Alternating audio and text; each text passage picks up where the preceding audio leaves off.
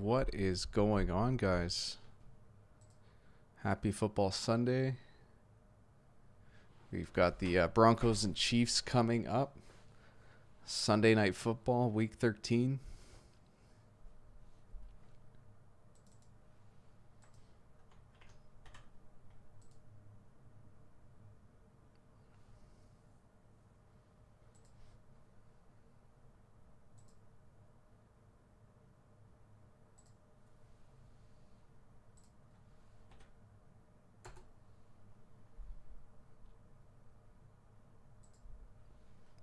I can see I saw a couple people send messages in chat. I just don't have it up yet. Let me pull it up.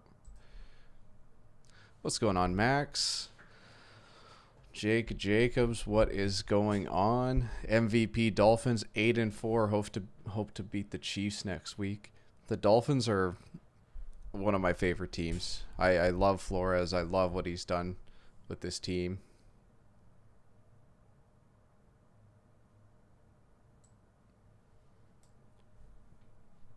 As a Dolphins fan, you got to be excited.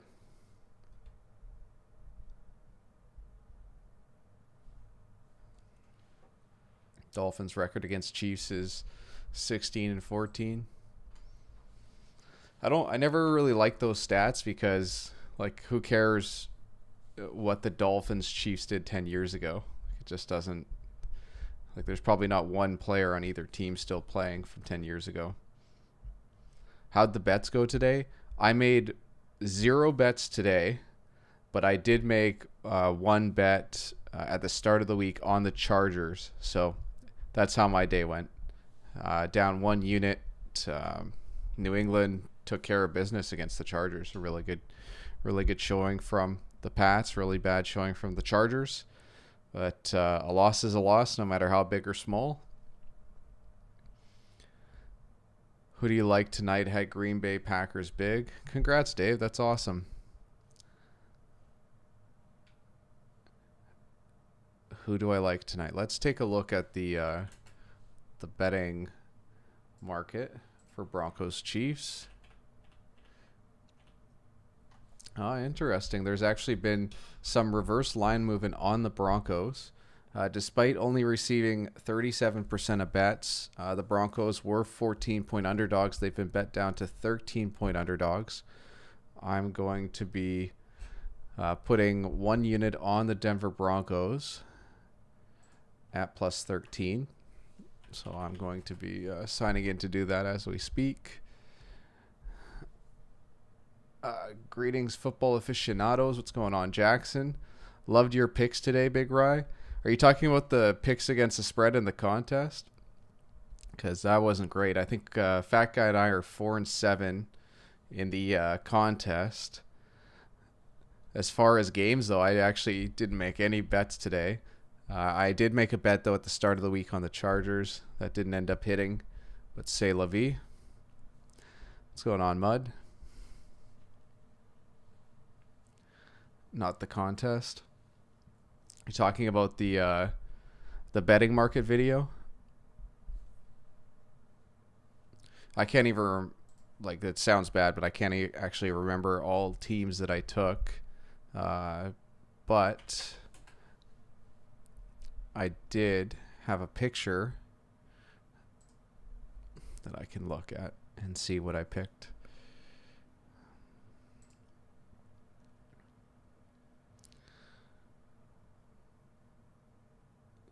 Jets, Eagles, Texans, Broncos. So it would have been 1-2 against the spread so far. And then we got the Broncos still. So I thought the Texans didn't cover. Didn't Texans and Eagles lose? Decent day overall. 0-2 in bets, but 7-4 in the contest. I got the Pittsburgh-Washington middle. Yeah, that Pittsburgh-Washington middle is really nice. Yeah, Eagles. I count 1 Jets win against the spread. Okay. Yeah. If you didn't take Houston, then. Houston, what's going on, Brett? Houston did fumble on 2nd and goal. Fat guy he'll be showing up shortly. I just decided to get things rolling before he's settled in.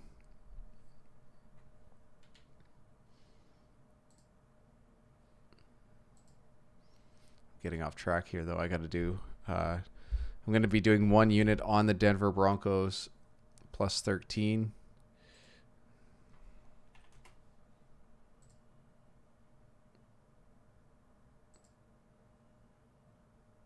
So that is locked in before that line moves down to 12.5, which it has at Fantasy Duel or whatever that's called. Get things rolling. I think this game could be a trap. I'm taking Broncos plus points. What happened to Seahawks? Big upset. I didn't actually watch that game, but maybe somebody in chat who was watching that game could let us know. What was the final score? Was it 17-12 for the Giants?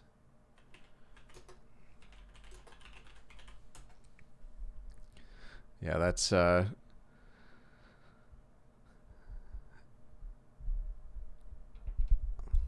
Giants defense, it looks like, played really well. They gave up a field goal. It looks like the offense had the defense had a safety, and then Seattle had a touchdown in the fourth quarter. That's pretty impressive to hold Russell Wilson to one touchdown, and I don't even know if Russell Wilson had a touchdown. Let's take a look. Let's see if I can find the... So this is interesting, just looking at the box score. The Seattle only rushed the ball 22 times, and 7 of those was Wilson. And they threw the ball 43 times. Usually Seattle is a much more balanced team, so I'm not sure what made them go away from the run, especially with 13 touches for Chris Carson, and he averaged 5 yards a carry. So I'm not sure what happened there play calling wise. I know a lot of people are always asking for the ball to be put in Russell Wilson's hands, but I'm not too sure. I guess the Browns are for real now. Corey was bringing up a lot of good points in the Discord and just talking about the offensive and defensive line for the Browns. They're probably underrated. I think a lot of people like the Browns because of Odell Beckham and because of Jarvis Landry, because of all the Baker Mayfield commercials, but they're like sneaky good in spots where a lot of square bettors don't think to look. Now let's take a look at the total, Jackson. So for this game, it opened at 50.5. Let me just confirm that at Sports Insights.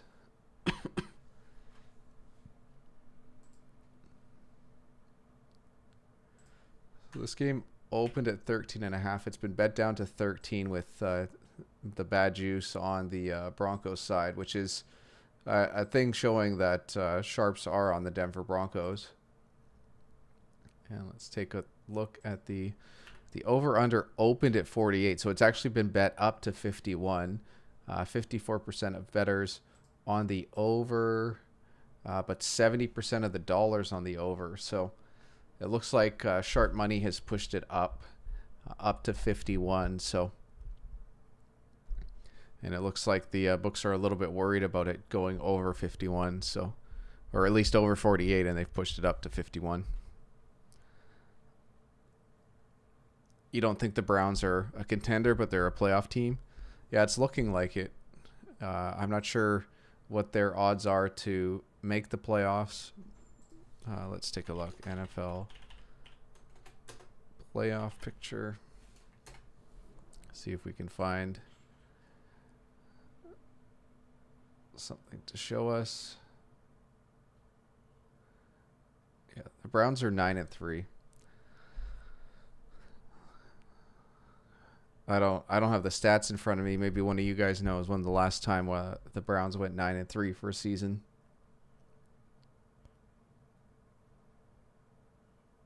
The Saints have locked in a playoff spot. How impressive is that? 10-2, and they are in the playoffs for good.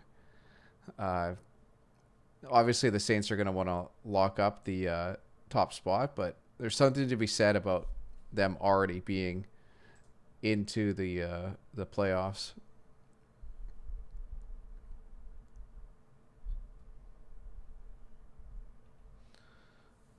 What's going on, fat guy?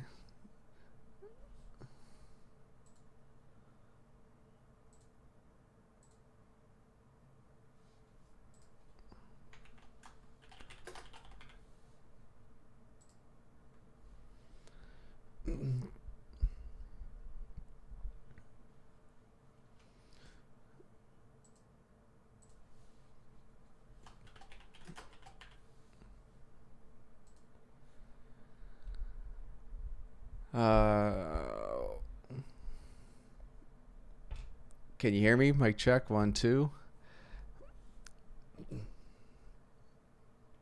Yep, I am. So your audio is definitely not working.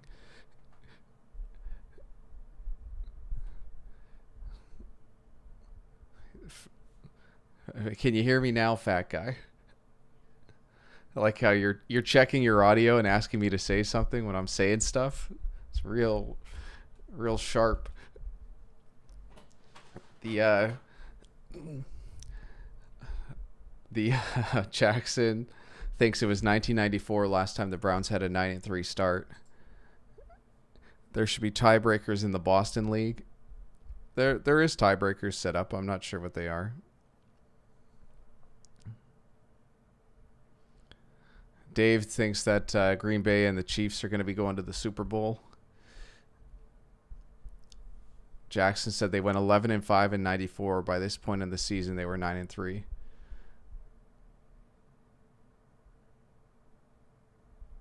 Oh, Michigan. I think the tiebreaker is points for. So double check what your points for are.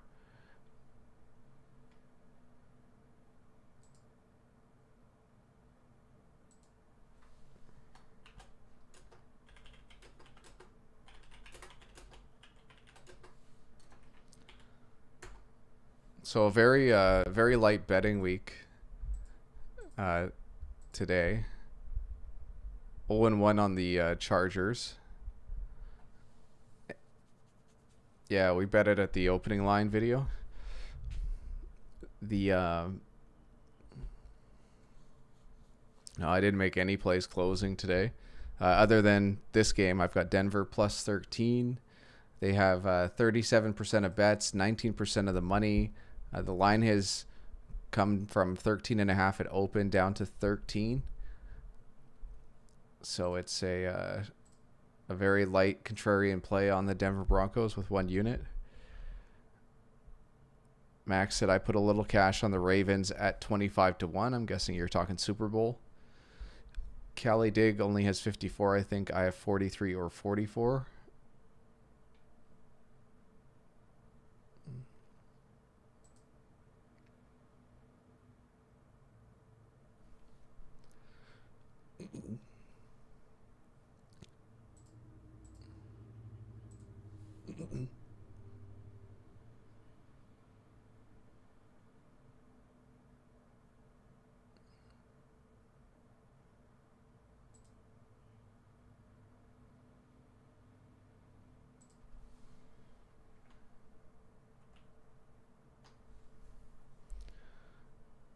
Yeah, see,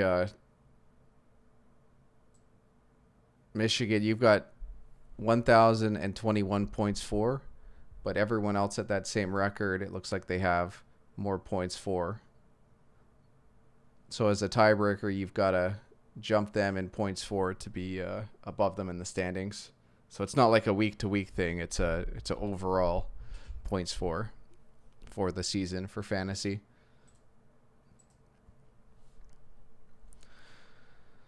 Fat guy, what do you think about the Monday night games?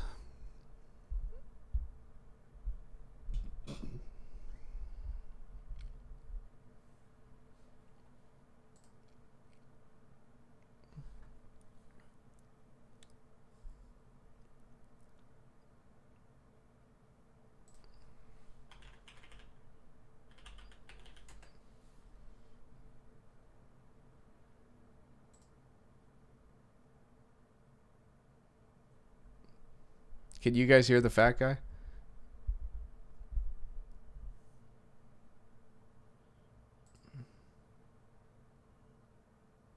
Oh yeah, I think you're for some reason.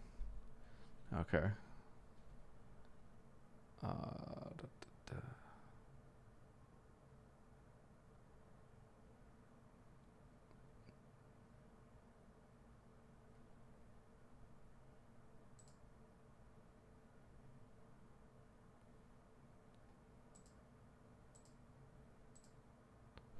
All right.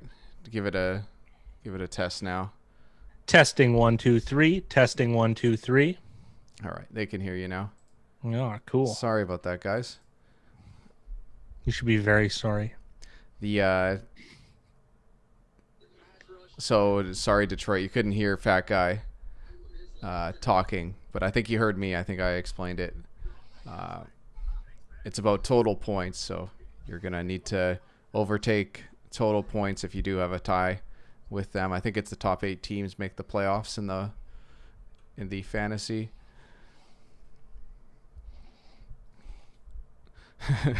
Fat Guy is giving us a Ferris Bueller recording.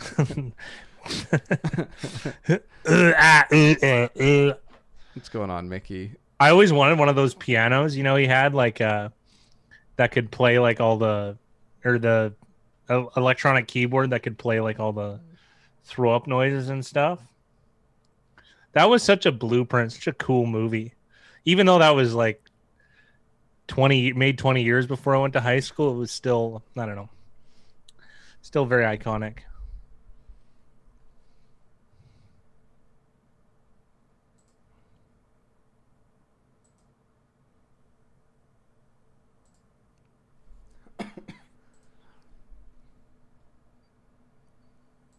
Yeah, absolutely still a classic.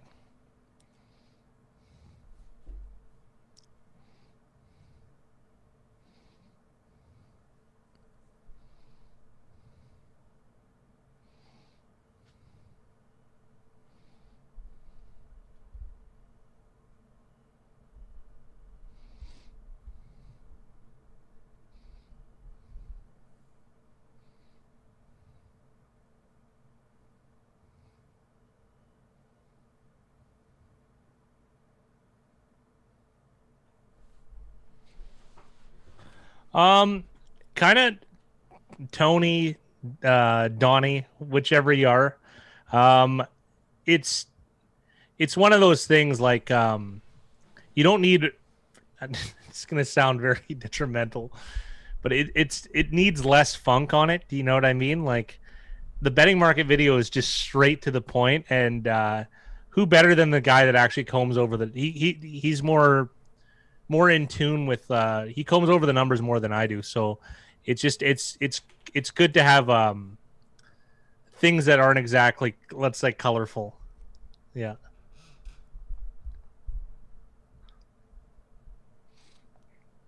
I still do the opening line video with him on Sunday night, which will be coming out after this game actually.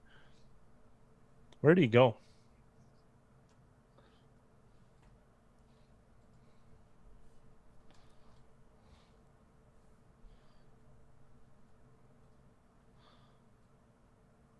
Big Rye, you there? I'm here. I've just been reading some stuff.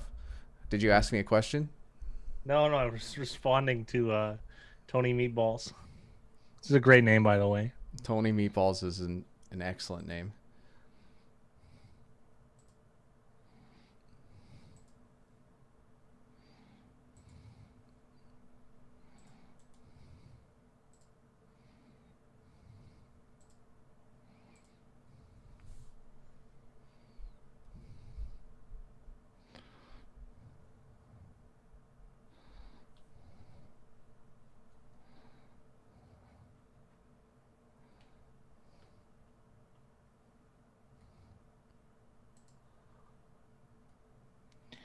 Um, well, it's you're gonna get it at the early of the week. Like, eventually we're gonna be with the membership. We're gonna be doing it pretty much every game. Oh, I think Josh Allen became Chris Conley. So yeah, I'm gonna be doing it every Sunday, like the opening line video. I highly recommend doing that one because that one tells all our real plays realistically, right? Like the um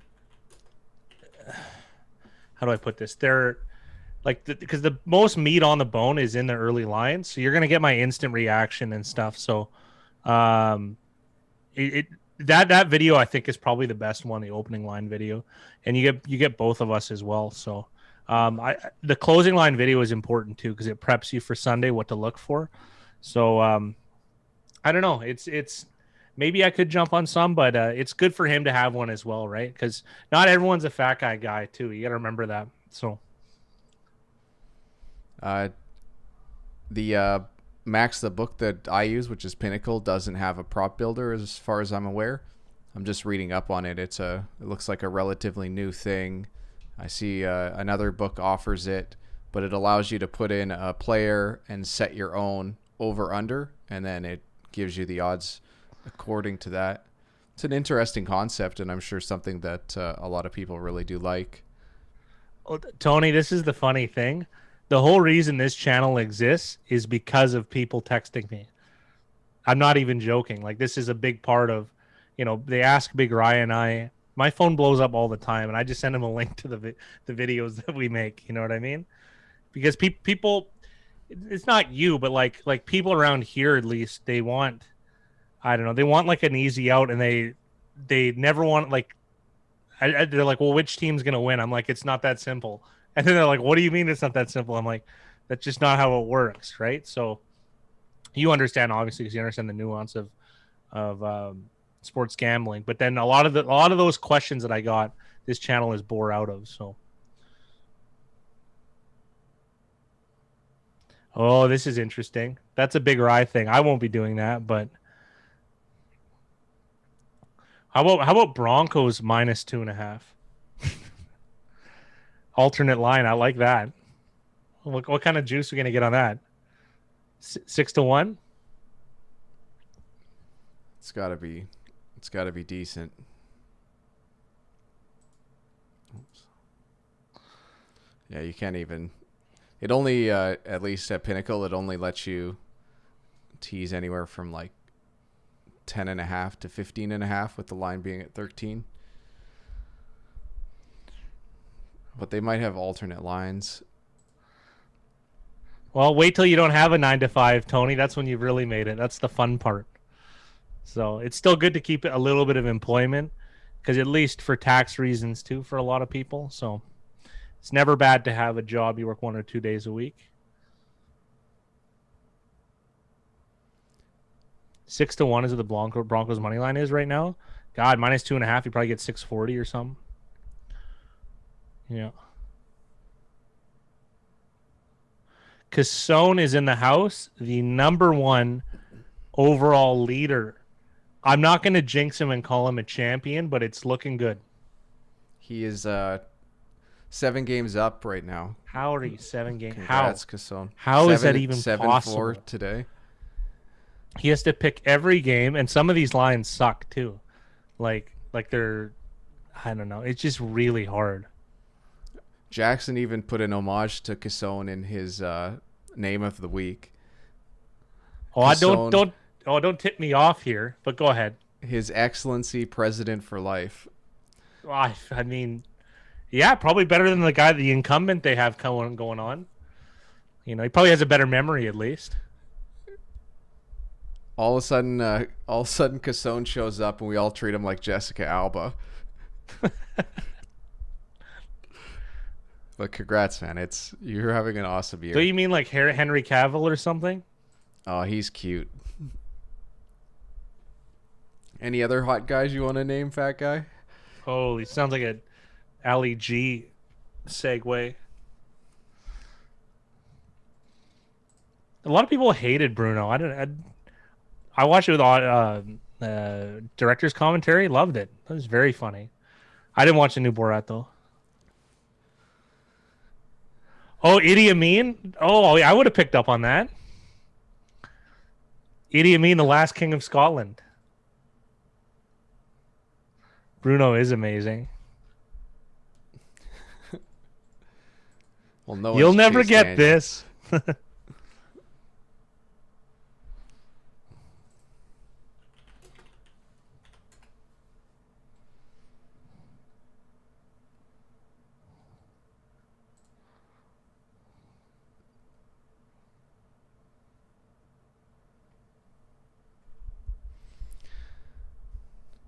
I'm just reading over some of the comments, and I like the one guy. He asked, "Give us your opinion on Philadelphia going for 2 at the end." And like, there's no rhyme. We're talking about last week. There's no rhyme or reason. Like, there's no making sense of what they did. They just did. Sometimes they just act in the heat of the moment, and I think I wrote a good response. They're just trying to finish strong, I guess. Like, yeah, I think it was a good response, but it's one of those things where it's like, who knows why they're doing it.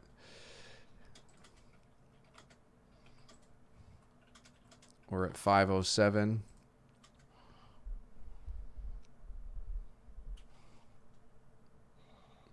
Sorry, 5:07 Pacific time for the game. The Tuesday stream was a BRFG all-timer. What game was that again? What happened on Tuesday? I just remember it being wild. Oh, it's the Eagles game, the one I just brought up. No, not Tuesday. Jake rewatched it on Tuesday. Yeah, it was a Monday. That was an all-timer big time. It was awesome. Yeah. I like. There's a range of emotions. I like what Max said here. The Jets with the tank job at the end. That's the second game now where the Jets should have won and just like. I don't know what that was.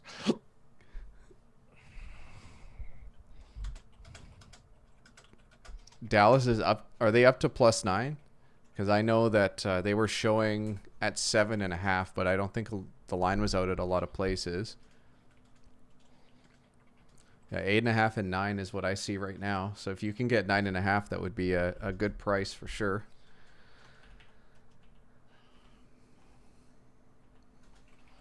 Let's see. So we've got the consensus is 8.5. It's 9 at Westgate, 8.5 at Pinnacle, 8.5 in the New Jersey books. No, Beyond and You would get strike. We'd get a strike if we did that. So just commentary, more or less. Yeah, there's sites that you could find the game if you want to watch the game.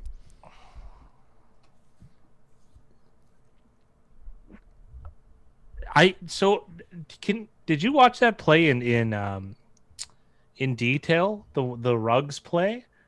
Because the place I was at, we were calling for, we're like, why isn't Ruggs busting over the top? And then, sure enough, right? Well, I got to see. I didn't see it live, but I saw the replay, and the Jets went all out blitz on essentially a Hail Mary, and left Ruggs 1-on-1. Somehow, no one got to Derek Carr on the all-out blitz, and I did talk about it in the Discord. Like, I give props to Carr because Carr had to step up in the pocket, in like a busy pocket, and he dropped a dime on Ruggs. Yeah, he did drop a dime, but it was still like what's the actual odds that the Raiders score a touchdown there? It's pretty low, right? I would say 1 in 80. Yeah. So a 1 in 80 chance if you just play prevent defense. But instead of playing for prevent, what do you think the chances that Ruggs beats a guy 1-on-1 off the line in press coverage? 75. 75%? He's like the fastest guy in the league. So you have to play off him. I wouldn't play press man's ridiculous. Yeah, so you go from a 1 in 80 chance. They have to complete the pass though, so to maybe a 50% chance, because it has to be a proper throw made, a catch, all that other stuff. But all that stuff considered, though, it's a lot better than whatever the 1.2% or whatever it is that you gave them the first time around. Yeah, so Josh Allen made a really good comment. I was just looking at the stat. Jets sent 7+ pass rush to a situation where only a TD would hurt them, which is insane. I don't know why you don't play 3 safeties. No team has sent that many in 251 of the same type situations. This is really looking like a tank job. Like, it's like they compete until they shouldn't, because all of these, like, the players aren't tanking, the coaches are. I think that's why. Why do you think Gase is probably finishing out the year? Because think about it, they gave it away against the Pats. They had 12 men on the field when it was a field goal for the Patriots, which that penalty now made the Patriots have a fresh set of downs, and were able to score a touchdown. And then they had a couple other gaffes. They threw 3 passing plays and turned the ball over to the Patriots and had to punt. So they pretty much just left the Pats with time on the clock. And then this play was like they almost hit Aguilar on the play before too. You know what I mean? Like I don't know. Well, I don't what know. was the game where I remember betting live against the Jets in one game this year It was the because Pats game, the one I had referenced. yeah, it started getting very very fishy. Well, the 12 men on the field on a field goal block when it's like fourth and 3 or something. That's just too bizarre. Like I don't remember ever seeing that because that's a blatant. I don't know. That's like an unforgivable mess up. Do you know what I mean? Yeah. And they took no time off the clock when they got the ball back. So The Cassone, we have a little fun with the pregame stuff. If all the talking heads and the public pick one side, we go 1 unit on the money line on the other side. So I just did 1 unit on the Denver Broncos plus 553. I gotta give a shout out to the New York Giants. I think that was probably my favorite game of the day. Can you talk more on that? Because someone was asking earlier. Unfortunately, I didn't get to catch that game. What did you see? I talked about. I found it very interesting that Seattle was only able to put up 1 touchdown. And it they had a good chance of it not like that was a stretch anyways. Like that looked labored. Do you know what I mean? The Giants defense played fantastic. They had like a couple young linebackers. One was named Coughlin. He had a 40 number, which is my favorite for a defensive player. It's very humble to have a number in the 40s. What they kept doing on their pass rushing, like the edge rushers wouldn't commit all the way. If they didn't get there with their first move, they'd kind of bounce off and go to the wings. Do you know what I mean? So when Wilson scrambled, he had a guy on him all the time. He still got away from it a lot, but he wasn't able to make a miraculous play very often. And a lot of the secondary from the Giants were like they smoked the receivers or they hit the ball right when they caught it. It was just it's like they let him get open and then closed him down really really quickly. And also Russell Wilson, they let him kind of scramble. They got interior pressure anyways, but don't forget the bulk of the New York Giants draft capital has been spent on offensive and defensive line. Offensive line defensive line they traded for Leonard Williams, formerly of the Jets, former first round pick. They drafted the Dancing Bear, Dexter Lawrence, Dalvin Tomlinson back in and Dalvin Tomlinson, I think, is a second round pick as well, right? Yeah. So you're going to get a lot of pressure. You're going to get a lot of pressure in those types of games, and those guys aren't like Leonard Williams isn't a great pass rusher, and I wouldn't say like Dexter Lawrence is necessarily, even though I do find him slippery, even Dalvin Tomlinson, but I don't know if they can play pretty much every down too, and they're good against the run. And that play where they kind of like they didn't commit because the problem is when the DNs crash in on Wilson, he makes a miraculous play and kind of swings outwards. Then he has the whole field in front of him, and then one guy has to come off coverage to kind of like play the game. Like, is he going to pass it? Is he going to run it? And they didn't have to do that. It was really really nice.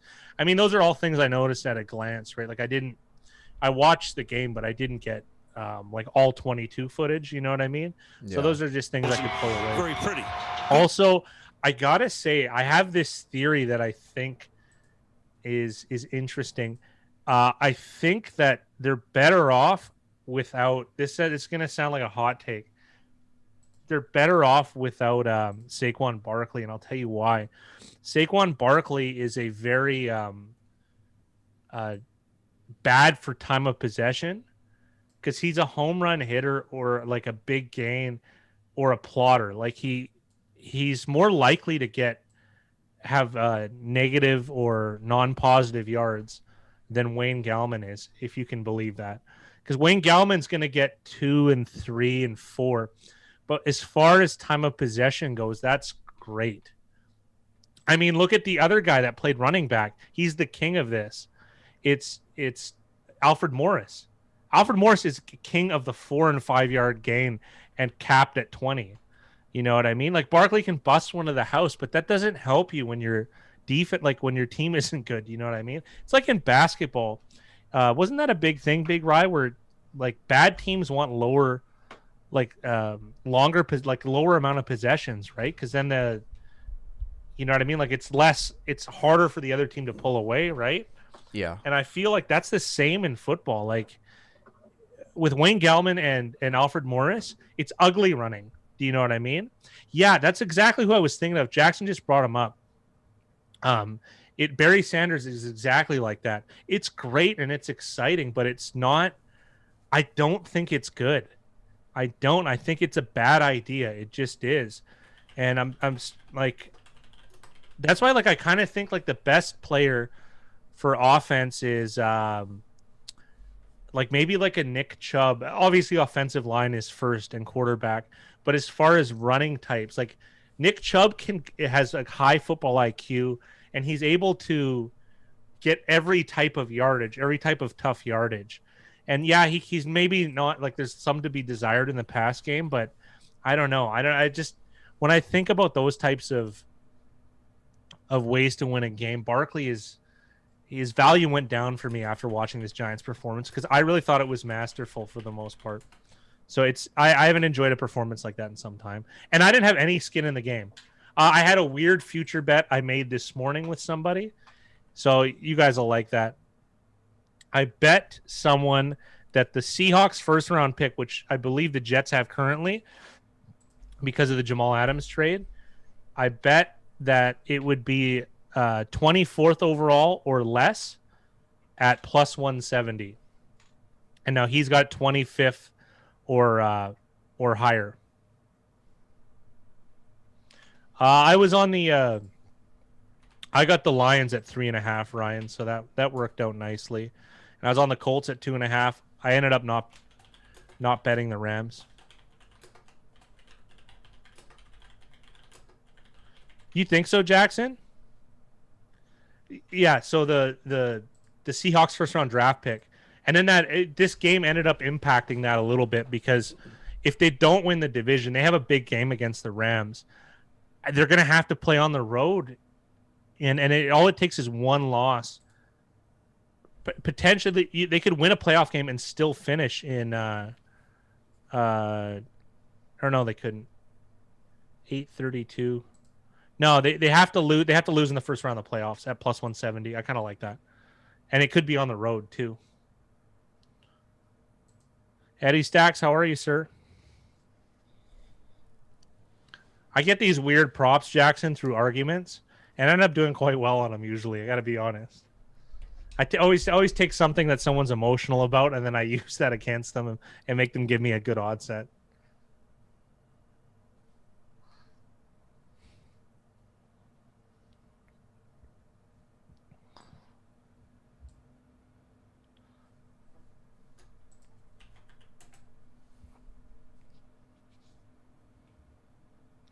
The Jets almost won, and we've been arguing that a little bit. Like, did they really want to? I don't think so. It's just a little bizarre. How did Cassone do today? Did he bust it? 7-4. He won again? Yeah. Unbelievable, man. What a boss.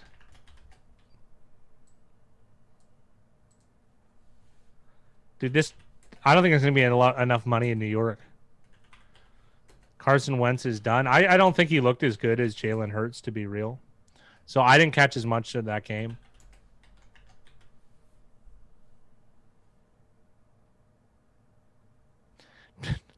Max, that's a pretty good bet. I've never done NBA fantasy, Jack. So I can't say that I have. There's preseasons. Preseason's like tomorrow, isn't it? It's coming up pretty fast. Man, what a blowout. I didn't watch a second of that game, though. The New England Chargers game. Even though I had an early line on the Chargers. He only passed for 69 yards, Cam Newton. Oh, they put a spanking on the Chargers. They're passing for like less than 150 yards a game. Look, they got it done on the ground, though. There's enough here. And Jared Stidham finished the game out. Dante Moncrief got a carry. What is going on?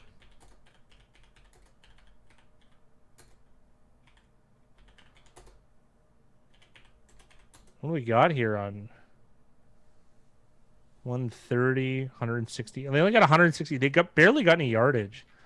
Defense played obviously very, very, very well. Broncos plus 13. Book it.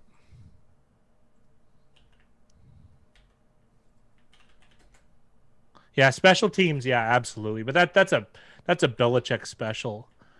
Belichick was a special teams guy, wasn't he, before becoming a DC of the Giants? I think he was a DC of the Giants for 2 Super Bowls. Well, Seattle had a tough game. I thought the Giants just played really, really, really well. Ida made a point about Coach of the Year for Joe Judge. I don't think it's that. If they finish 9-7, okay, I'm gonna say yes. But you got to make a case. I think it's Brian Flores right now, but Mike Tomlin's gonna get the nod because of the undefeated thing. That carries so much weight. Undefeated. If they finish 13-3, it's gonna be hard not to give it to Mike Tomlin. Yeah, sorry guys. I've been inputting some of the data to see how teams are against the spread for the season, so I can put some insight into that Coach of the Year.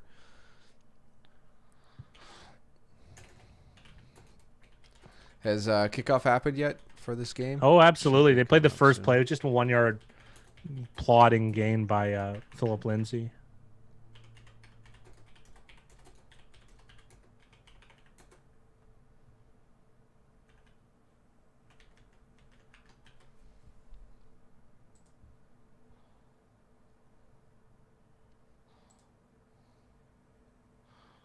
Oh, Lindsay. He could have gone for a big one.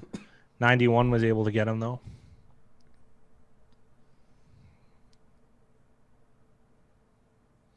I actually, fantasy-wise or win probability-wise, Tony?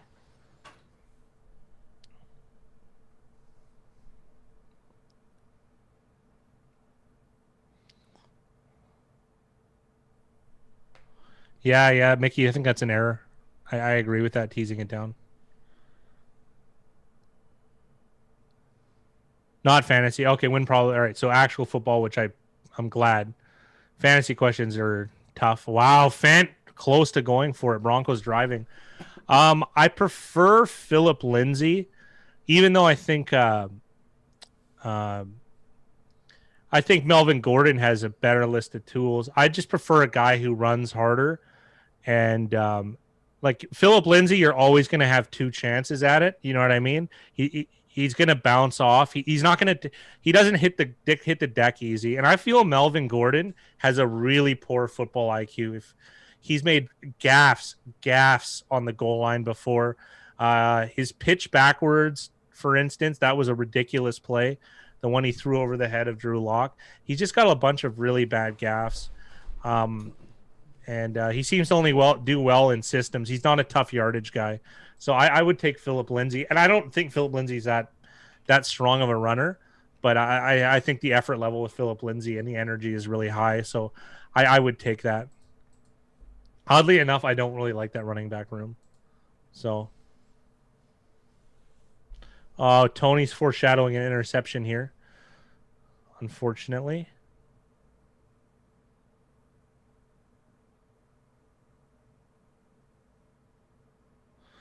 Well, to the 8-yard line. It's not the end of the world. And that was really from the Chiefs' pressure. So good pressure by the Chiefs. Tyrann Mathieu able to make the play.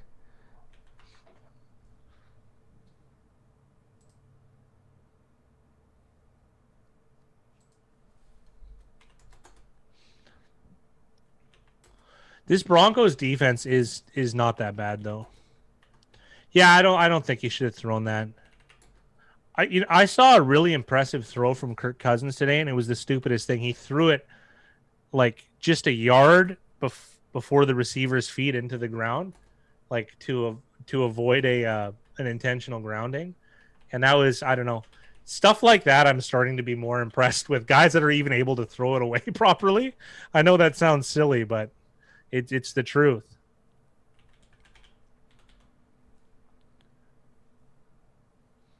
You know, played a serviceable game today. Colt McCoy. Well, serviceable. He got the win. Like Yeah. Well, that's pretty impressive. he didn't like. It wasn't because of him.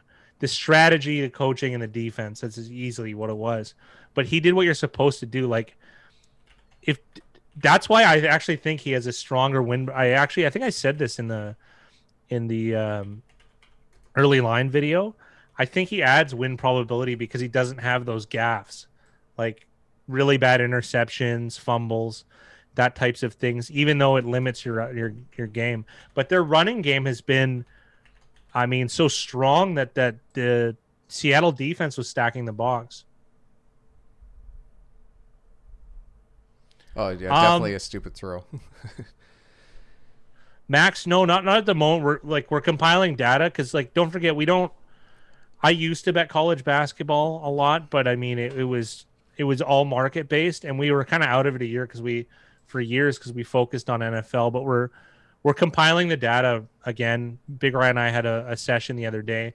We're probably going to be working on it tonight because we really want to keep. We want to have reliable information going into the off season. And Max, if there is any betting nuggets that we could give you, this is going to sound like we're shelling out, but definitely joining the membership and joining the Discord, the community who's in this chat. A lot of them, you see them with the green highlight or that thing by their name, the badge, I guess it's called. Yeah, there's a lot of sharp people in this chat, and a few of them do bet all. Well, everybody in here bets something a little bit different and kind of has their little expertise. And so there are people that have been doing college basketball plays, college football plays, and some of them have been doing really, really well. And on top of that, when the Fat Guy and I do have any sort of insight into betting like college basketball or college football, that's going to be the first place we're going to bring it up and talk about it and test out the theories before we bring it to YouTube. The only edge I have, Tony, is for soccer tournaments. I have like a pretty good system for beating like World Cup, Euro Cup, but other than that, you like an arbitrage system.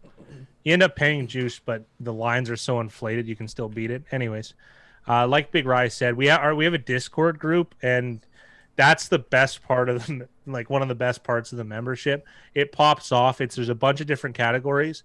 And even if people like everyone has an expertise, like Big Rye said, but there's at least ideas are shared and floated around, and they've given us ideas to test things. So it's growing and it's getting really strong. And I think because of the contributions, things are going to move faster than I would have thought on other sports, just because some of the ideas and a lot of the plays written in the Discord are market plays. We all kind of agree with the contrarian strategy, and it really helps the I don't know, it's not a leap, like it's not a handicapping leap that takes up a billion hours of your time. So it's a good place to be, and we highly recommend doing it. So it does sound like we're shilling, but it's just, I don't know, I didn't think it would be this good. Like, it just is. Another like one interesting thing that happened today was we had one of the people in Discord talk about I forget what they're called, but they're like a special line, like a promo line. I think it was at DraftKings, and you could take any NFC East team to win outright today. And the original price was, I think, plus 157, and it was the promo price was plus 175. So they asked us if that was a good deal. And when we broke down all the math, it turned out that it was a negative EV play, but the expected value was negative 0.7%, which is actually less than even the juice you would pay on a single game at Pinnacle, which would be 1.2%. So, and that's if you thought all the lines were direct. yeah, so there's a chance that there might be a market play on one of those games. It just so happened that the Giants won, so it ended up cashing out for him. But it's a very, it was a very interesting question, and I find that we're getting lots and lots of questions like those, and it's a really good way for all of us to kind of just take a step back and look at different opportunities that we might not see for ourselves or with the books that we're at. So it's also good to see what's out there. You know what's also nice? They're starting to that a lot of these places are experimenting. Oh, totally. I forget who it was in chat earlier. It might have been Max talking about the props. Like that prop thing is really, really interesting. I'm sure that there's like a lot of extra juice caked onto some of that. So I'd like to see like what is exactly offered for different odds. But like, what if you have some insight into a thing that Melvin Gordon's going to get 20 touches tonight or is planning on getting 20 touches and all that stuff, and you think he's going to go over 80.5 yards, let's say, but maybe the OU set at 60. So why would you get 60 at what, minus 120 when you could get 80.5 at like plus 130? Yeah, the prop builder. That's what it was called. I think that's a very interesting concept, right? It's like essentially we've been talking about like teasing up and down lines, but like what if you could just set your own line and the juice gets calculated out? I think it's an interesting concept.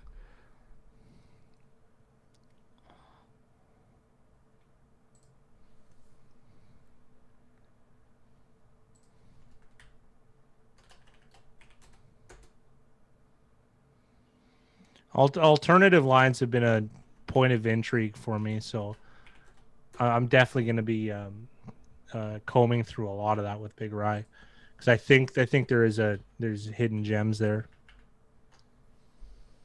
Okay, I finally got some of this data done. The Miami Dolphins are still the best team against the spread at 9-3. The Steelers have yet to play, but the Steelers are 8-3, and so I think it's a matchup between those two coaches for Coach of the Year. And then I think LaFleur and then Joe Judge are the next guys up. They're 8-4 for the year. And you know who's not? Mike McCarthy, who is 2-9 against the spread. So Item feels good to have gotten football team at plus 10.5. Yeah, I think I have them at 10, but that's the gold play. That's one of the better bets. Jackson Littlewood champion that one. Good for him. Oh, he said he just got a Manscaped ad. Disappointed Dylan isn't their spokesman yet. Well, yeah, absolutely, because Dylan doesn't just do downstairs; he does upstairs too. And that guy doesn't do the top floor; he does the ceiling and he does the roof as well. Guy's probably cleaned a few chimneys in his day too. Yeah, I would imagine he has.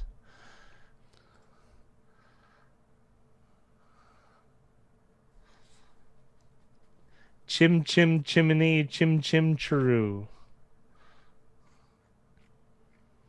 Yeah, a bunch of people in the Discord have been following that Washington Pittsburgh line really closely and tipping people off when the lines do change.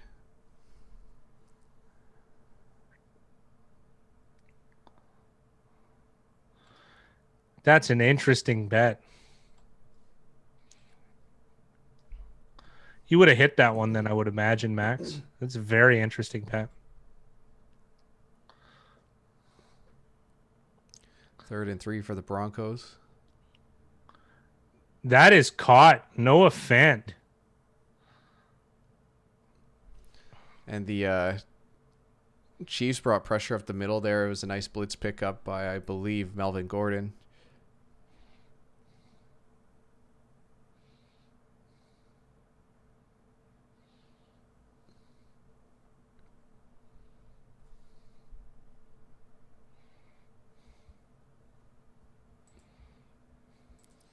The one thing I'd be interested. Everything else has bad juice. Yeah, that's the one thing I'd be interested to see is like what the juice is and how it's comparative. Because that means like behind the scenes they have to have some sort of sliding scale on what the risk is for anything. Like, can you bet Melvin Gordon to have over 200 yards, and what's the juice associated? If anything, it allows you to essentially put in the exact yardage for every single player and come up with very, very accurate predictions on what they think each player's chances are of getting certain stats. So it's actually like a really good way to research for yourself on some of the data behind the scenes that we don't always get privy to. It would be a good way to get fantasy advice as well. Oh, an excellent way, especially if you could like somehow get some of that information before the season for fantasy drafts. It would be invaluable. I have a friend that micro hedges his fantasy leagues doing that. So oddly enough, he used our system to draft his team, which is, I think, 11-1 or 12-1. So he's pretty satisfied. The one thing though about props, it is way worse juice. It's more than double, but it is beatable in certain scenarios. They're getting sharper, but the markets used to be really, really poor. Like there was a year I bet, it was the year after Chris Johnson got 2,000 yards, and I bet the under on every Chris Johnson. I went, I think, 13-3 because it was inflated 20 yards a game because of such high expectation. Oh, okay. I can't specify that, but there's a certain type of people that you had mentioned that it's a key to making me laugh. That's why if Big Rye, trips and he ends up on his knees, I can't help myself. Nice micro wrestling shutout. I love micro wrestling. I watch it all the time.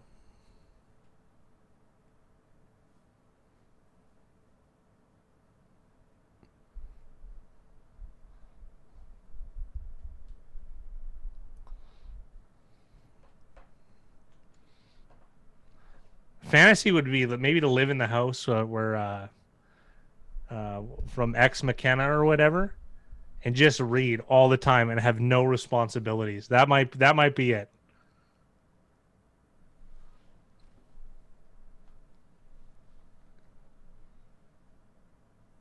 Graham Glasgow, the former Lion, looks to be injured. I'll post a link for you, Max, in chat. I don't know who Schlottman is. If you join, Max, you really got to join the Discord, though. It's an app. It's a communication app. That might have been a horse collar, but it's a communication app called Discord. And if you're not familiar with it, and like I said, we have one that's for the entire group of all the members, and it offers a lot of value on different sports. And I highly recommend doing it.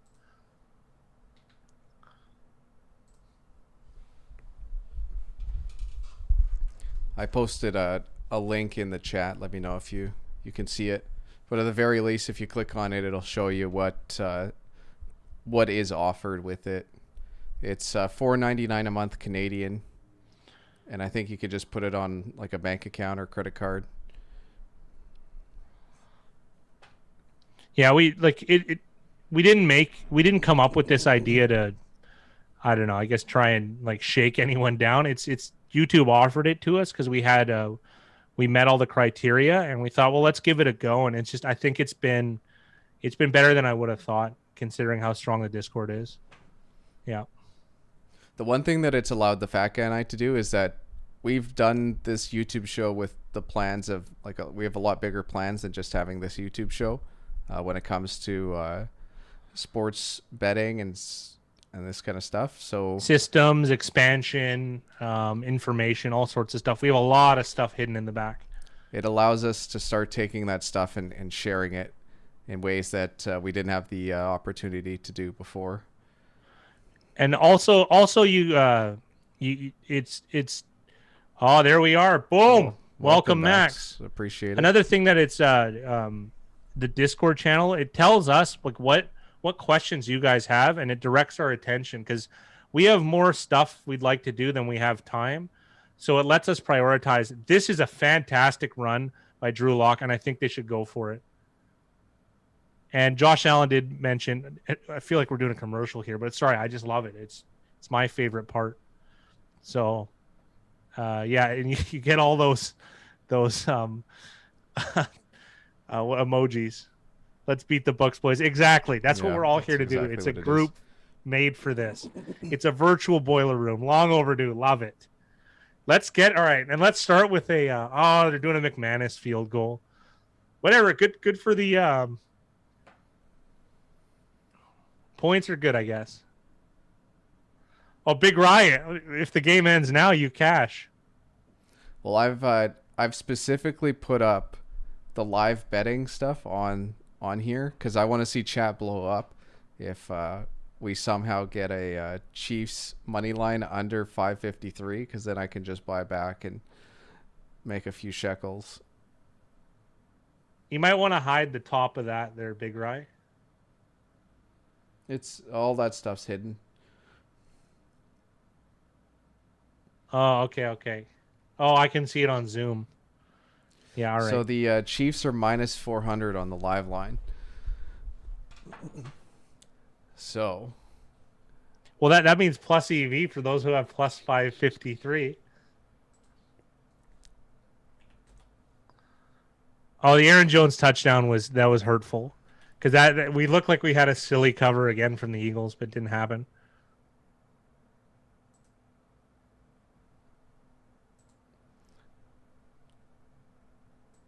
I now have it where if the Chiefs come back and win,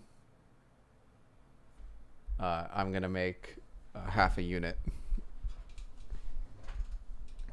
So you arbitrage? So you won? Well, there's a chance that if the Chiefs win by more than by 14 or more, then I'm gonna lose half a unit. Oh, so you did full arbitrage. I did full arbitrage. Why not? Here, I made some buttered chicken yesterday, so I'm gonna go grab some. Where the hell is DTF? We would love to know, Mickey. He seems sour on us for some reason. DTF's probably on a meth bender, like doing heroin after that win. It is Florida. No, he's probably doing steroids and hanging out at the Snake Club. He's stealing Freon. I'll be right back.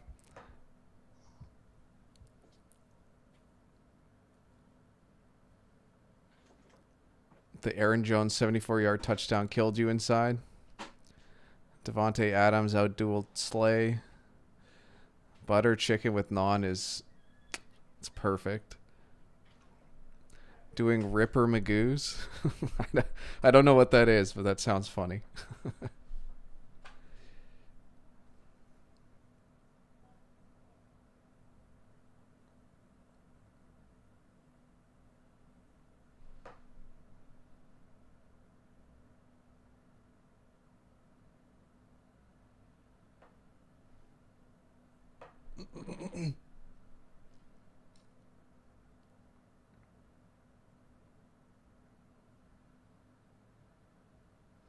I said it was a no bet.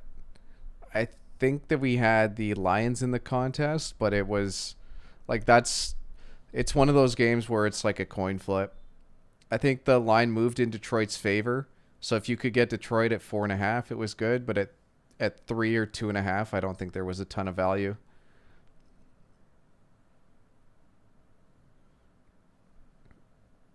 Oh. Le'Veon Bell looking Le'Veon Bell-esque with that catch. Bob Menery. What's that?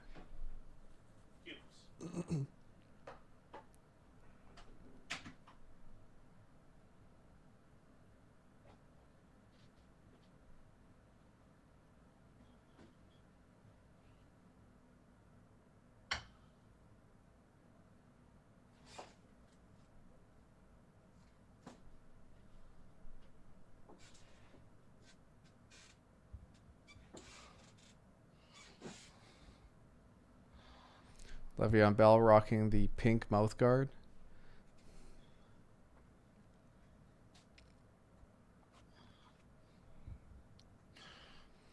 I'm amazed with the consistency of Travis Kelce. He's such a meathead too, but they sure know how to use him properly, though, eh? Oh, can you think of a better fit for him to be in than this offense? Like it's funny too, because like even you see like Le'Veon Bell and he hasn't been the same. Like you figure he'd be doing better in an offense like this, but like it just shows you that even taking Bell out of the Steelers and even putting him on a really good offense hasn't always paid dividends. I don't like that non-tackle there from AJ Bouye.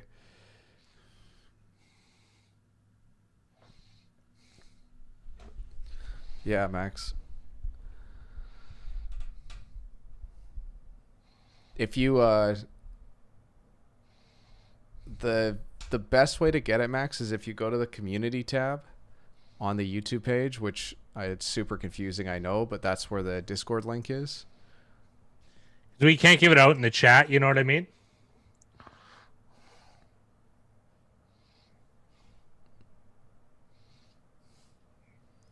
I'm wondering if there's a way that I can give you a link to the community tab. The other thing too, I'm not too sure about, is some people said they had to like refresh their page or like close it and open up YouTube again to get there. But if you go to our YouTube channel and you go to the community tab, you should be able to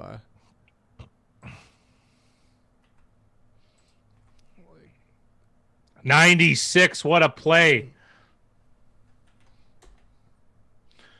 And then 45, Anthony Johnson with a nice play as well. It's Alexander Johnson. Whatever, Anthony Johnson, the fighter, is what it is. Yeah, Donnie, just double check the go to the community tab, because that's going to be the best place to find it. We could, if you're still having trouble, you can also email us, and then we can email you back. Dylan Roberts, hello, Dylan? sir. How are you? The new and improved Dylan.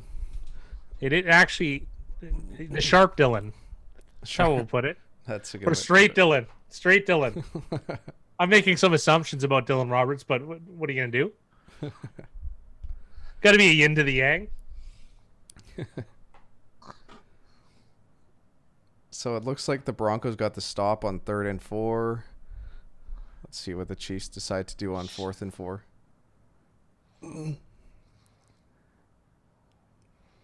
Shelby Harris, nice play.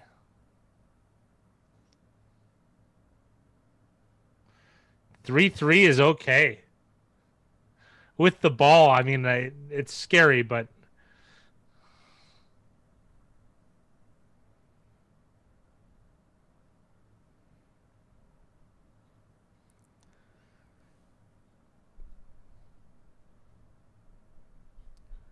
I guess like a lot of kickers do have their routines, but I never understood like pointing your arm at stuff.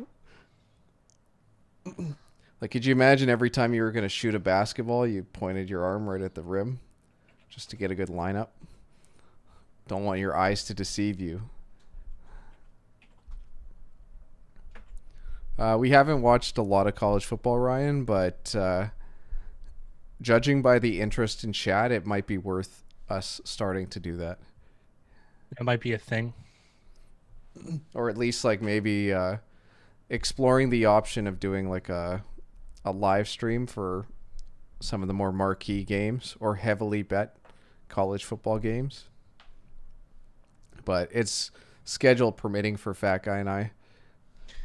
Yeah, I might be able to commit to that pretty soon here.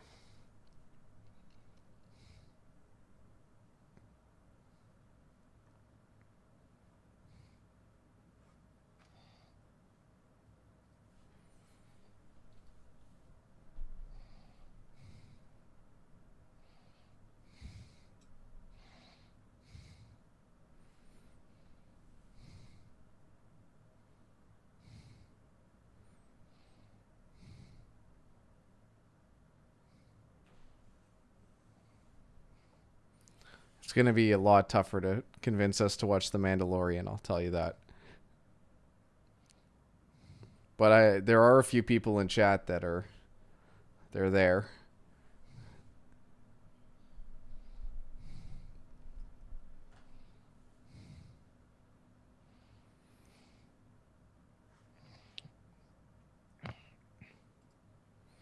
Usually ESPN has the good graphics, but it looks like NBC stepping up their graphic game with that last Look one. at this screen. He could have got so much more. There was a screen in the Giants game, or let me think. No, it was Cam Akers, the Rams. He had literally like one guy that was unblocked in front of him, and a lineman in front of him, and somehow got tackled. Like all you had to do was slow down just a little bit to get the lineman to get in front of him, but it was one of those like rookie things that I was almost annoyed with.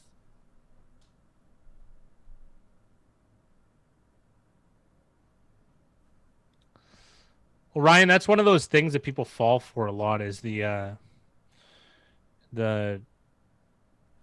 injury thing, because they make way less of a deal than you would think. Galladay and Swift, they're good players, but they're going to impact the game minimally. I would say Hicks impacts the game a lot more, but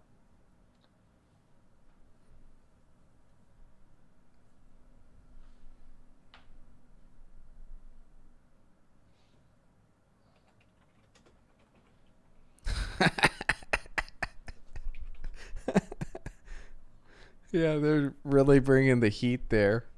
Turns out Tom Brady is better than Kendall Hinton. yeah, I don't know why I didn't say anything about that. I just watched and I'm like, I'm done with that. He's right though. It's just so insane. Yeah, they had a running quarterback, Taysom Hill, who's like started off the year as a tight end, and the other guy who started as a wide receiver on the practice squad. Yeah, and of course they got out thrown by Brady and Mahomes. Thank you.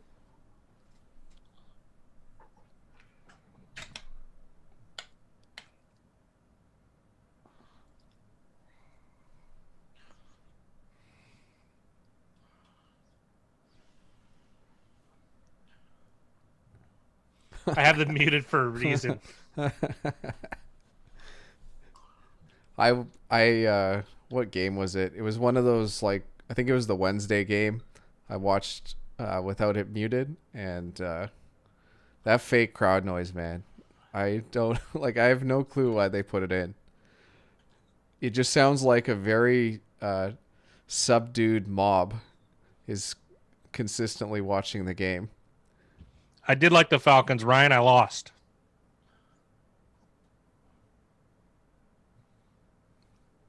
Some boomers spent millions on.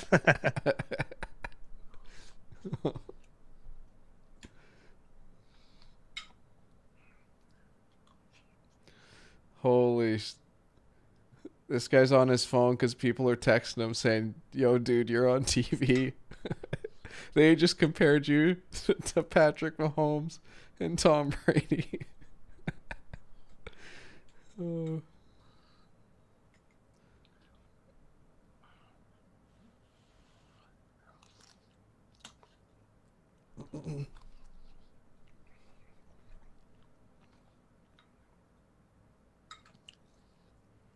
Oh, definitely item. I think 3 people in chat have already jumped on that.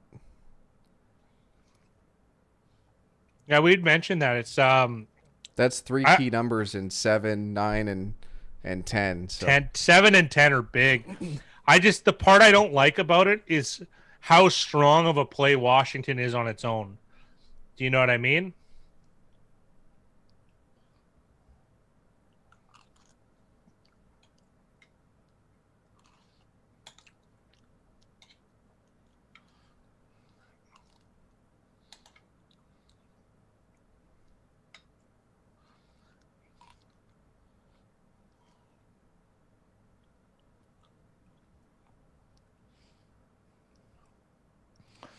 I'm writing something about money management. I'm writing a book actually, Tony. So when you know what, I can prioritize that section. And if you join the Discord and private message me or email, I can send you sections of my book that I'm working on. And I can put that to the front because I gotta jump in and start another section. I haven't really touched that one too much. So If you're looking for an immediate answer, I know Mud posted a link in the Discord, and it was talking about I think there's 5 different money management systems, and it was a very, very interesting read. But it's also, we've had this conversation before about Kelly Criterion and how Kelly Criterion is the best way to maximize, but it's also the most it can be dangerous. Very, very risky because you have to be honest with yourself about how you can handicap a game or how you can handicap a market, because it tells you to bet a certain amount based off of how confident you are in a game winning, and confidence perceived edge. Yeah, perceived edge. Confidence is usually how people will go about. So in a game like this, let's say I think the Broncos have a 60% chance in covering, then it's going to tell me to bet like way too 20% of my bankroll, which is something that the fat guy and I always say not to do. It doesn't mean that there isn't opportunities at times that are maybe 60% opportunities, but they're very, very rare. Like on average, you're going to be much closer to between 49% and probably 53%. That's probably going to be where you average out. And if you're below what the juice is, so for instance, right now, if I want to bet the Broncos plus 10 minus 108, I would still have to be right, whatever it is, like 52% of the time to break even. So if I had a 53% edge, it tells me I have that 1% edge between the 53% and 52%, and then it tells me to bet based off of that. 1% is the best standardized thing I can think of. Like if I first tell someone, there's like dynamics to it to bet more or less, and there are times that you can really go for it too. You're gonna take some sort of risk. Also, bankroll in itself, like there's a lot of young guys that ask me about bankroll as far as poker goes. Bankroll in itself is an interesting thing because you can have this set aside money, but your bankroll could be a little bit larger because of your variable income. So all that stuff comes into play. So, I mean, we're just talking like from the most simplest terms. If you have, let's say, 1,000 or 10,000 in an account, you know, you're betting $10 or $100, right? But I mean, realistically, you don't physically need to have that money if you have a variable income where you're going to be able to add to it as the year goes on, right? And it's good not to have like piles of money in a bankroll when it could be resting in something else, right? Like a stock, for instance. But I mean, that's a whole another ball game. So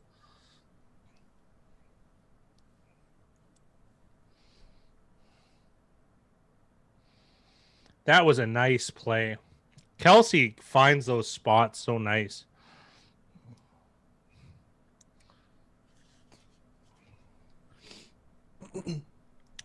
And the other thing too is if Ona said the key is to be honest with yourself about what kind of edge you have. It is with Kelly. The one issue though is you can be honest with yourself, but you could be misguided, right? Because it's just hard to know. Hard to know what percent, what edge do I have, right? Because not everything's the same.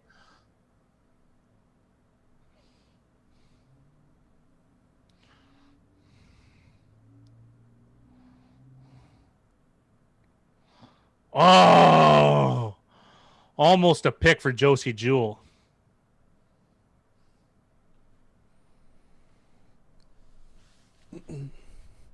Anything's possible, Don. Still lots of time left in this game. I think the live line was 10, so currently Denver has a slight edge, but that can change very, very fast when you're playing the Chiefs. Absolutely. What's his name? Al Michaels pointing out that the Broncos have the most bats at the line of scrimmage, and guys like Shelby Harris are doing that. This has got to be a coaching thing because I can't. This must be a thing Fangio has implemented. He's a defensive specialist, their head coach. Because I mean, Shelby Harris isn't the type of guy that, you know what I mean, Big Rye. Mm-hmm. But I like that idea though. If you're not gonna, if you're not going to, if you're not gonna get there, you might as well like try and bat the pass down. I don't mind that at all. Jackson had a good point. Kelly Cartier says you should bet 3.4% of your bankroll. If you have an average positive EV ATS record, which is too high, I would agree. That's why I usually suggest half Kelly. Some guys do quarter Kelly, but Kelly isn't necessarily the most advanced way to do this. It's an interesting topic for sure, and I'm gonna move that to the front of my docket. Aside from the work I'm doing with Big Rye. I'm going to be taking a break from poker for a few weeks because I've done really, really, really well the last few months, and I'm behind on some things. So I'm going to have a little bit more time dedicated to it.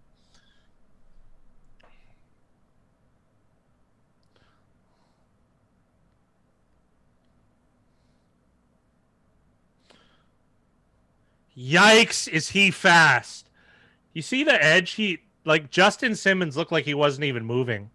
Did you see that narrow window? Yeah. I think for you, Jackson, I think you're in that ballpark. I think the average ATS is 48%, to be honest, right? Like this is after years of doing it. Maybe you're 54, you know? Like Jackson, if Go you ahead. look at our against the spread record in the contest all time, I think it's 52.7. So obviously that's picking every single game and Bad lines Monday night, yes, in every Yeah, single game. Yeah, so there's a lot of things going against that, but that's the thing, right? Like, even if we assumed we were 52.7 and you're betting at minus 105, it's the margin is pretty small. Eddie, where do you play? I play poker online. I play Omaha on Poker Stars. I'll play Hold'em on the local website. There's also, I'm part of a group. Like it's somehow I got invited to a baseball group locally, and they play on an app, and I play on that a lot. And probably 3 times a week, I was going to play live games. Yeah, but though that takes up just a monument, like tons of time. And then you have to do off the felt studying too. But I did well enough this year where I don't even need to go back. I don't think. Just take a break. I usually don't like gambling in December. Oddly enough, somehow I'm superstitious a little bit. Maybe that's like a little bit of my Greek coming out, kind of like olive oil when I sweat.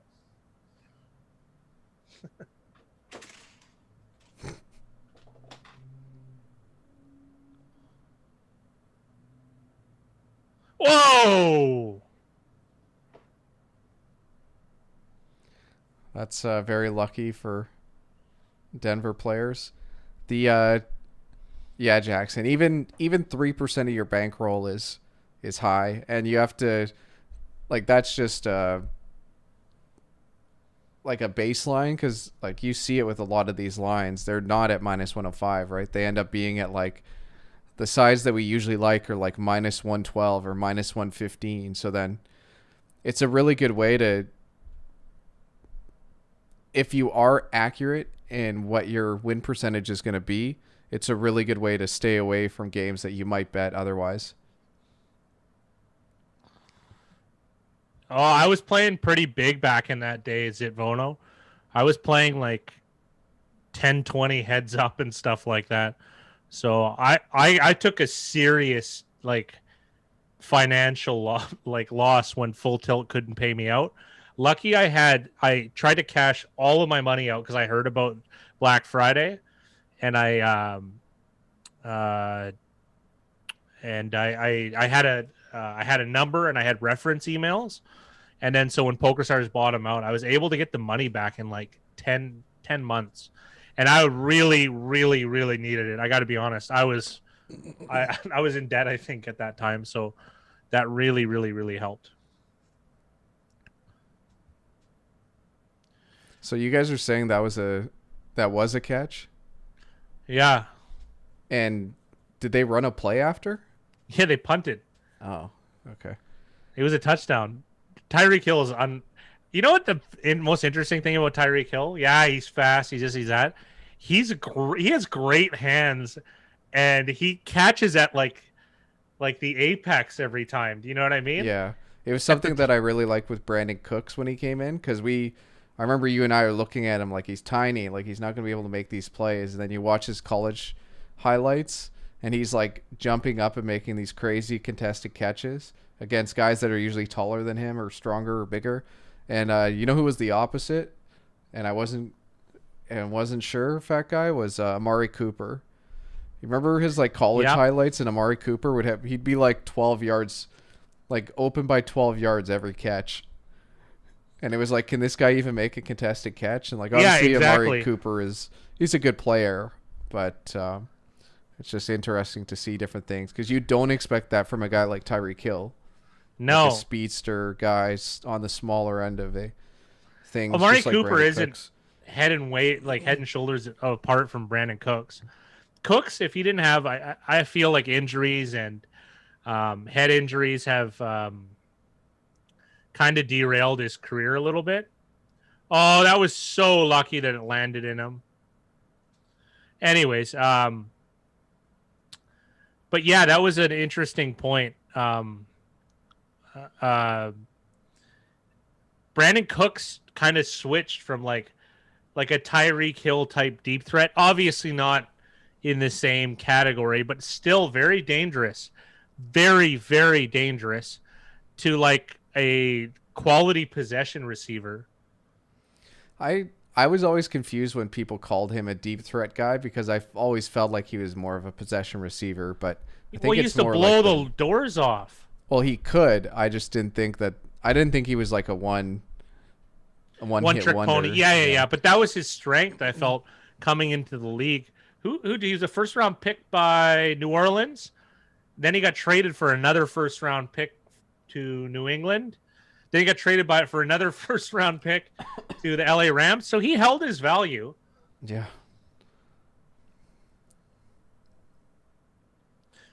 That catch was super lucky. I'm almost glad that, it didn't actually count. How about that? There was a couple grabs today. Like there's the Jacksonville touchdown. Which one? The Chanot? I didn't actually see it. Yeah, it got thrown at a defender, and the defender tipped it. And it went straight through his hands and deflected back into Chanot's arms for a touchdown. Ooh, we're a little behind you, Tony, but I'm excited to see this. It feels like some of these Broncos running backs have gone down He's easy. not going the distance, is he? Close. Cassone liking the run by Gordon. They finally broke one, but so far in this game, it felt like the Bronco running backs were leaving yards on the field with some of these like arm tackles or slipping. Yeah, he could have gone to the house though with this one. Surprised one Thornhill caught up to him. This is a player I really like. Dalton Risner out of Kansas. Second-year pro, second-round pick. Looked strong in the preseason last year.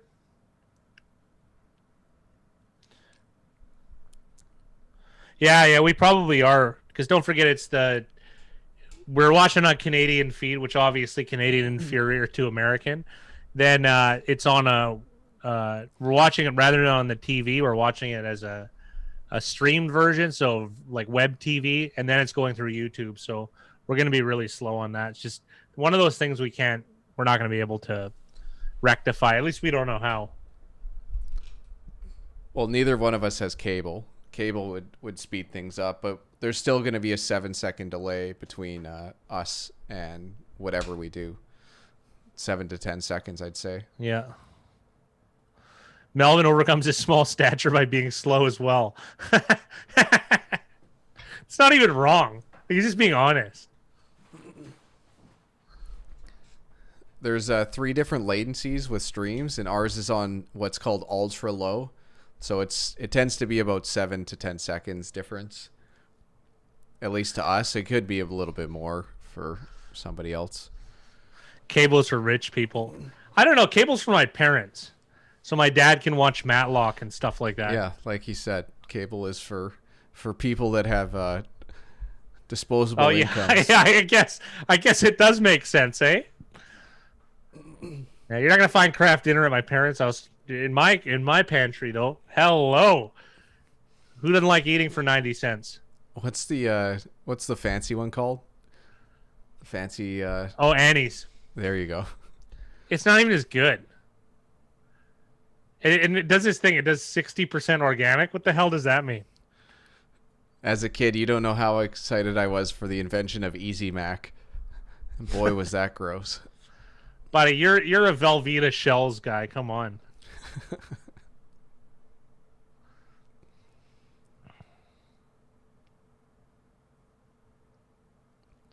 Remember how bad Noah Fant looked in his rookie season?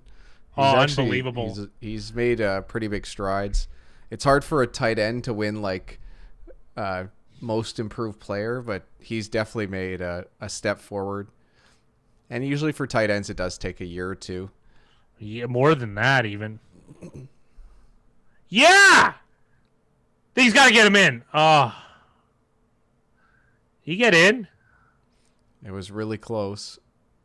That's got to be an inch away if he didn't get it in. God, they should have chips in the football. Why don't they just hire the EPL guys, tell them to figure it out?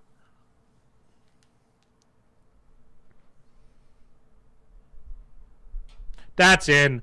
I swear that's in. I got to see this angle again. Maybe it's not. Oh. Jeez, it is like 2-3 inches. I overreacted to the one angle, but you can't blame me. Yeah, he's too big rise short. I stole that joke from Mickey.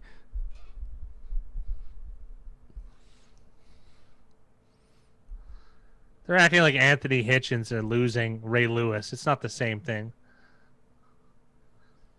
Come on. Yeah, there I am.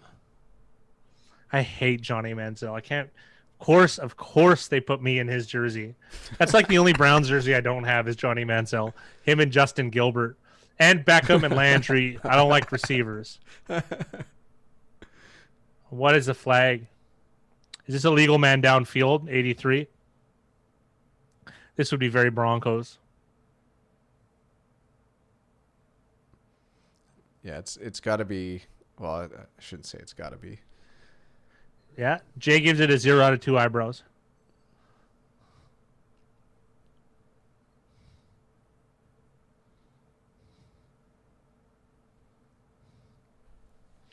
You can't blow it here, Vic. It's the Chiefs.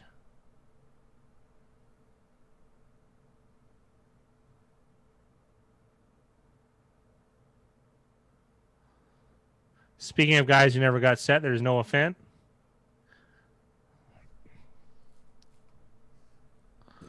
All right, Tony tipping us off to a touchdown, which is nice.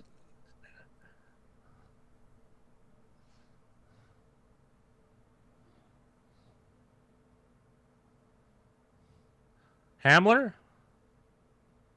Tim Patrick, right on.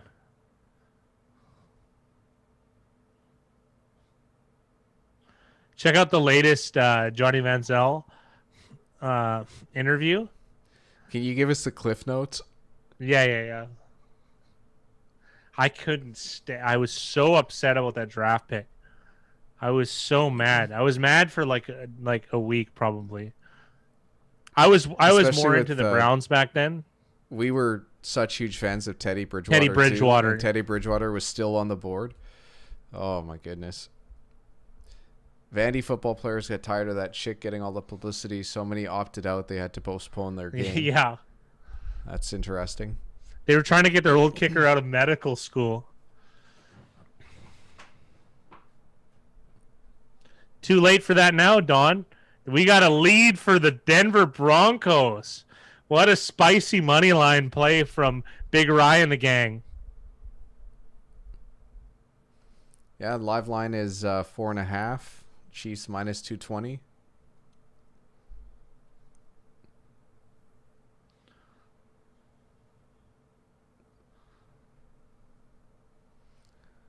Yeah, looking back, Don, they probably would have had a touchdown, and that might have changed that last drive for the Broncos. It's funny how teams like panic when they get up or get down. Like if a team gets down by 7, all of a sudden it's like, we can't run the ball. Yeah, we can never run the ball here.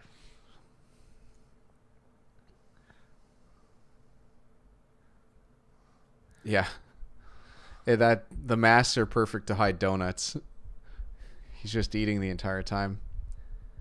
I got plus 553, but then I bought back on the Chiefs at minus 400.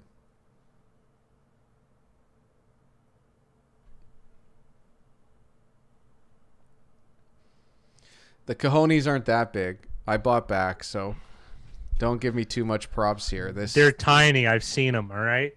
It's embarrassing for everybody. Yeah. It's like 3 marbles.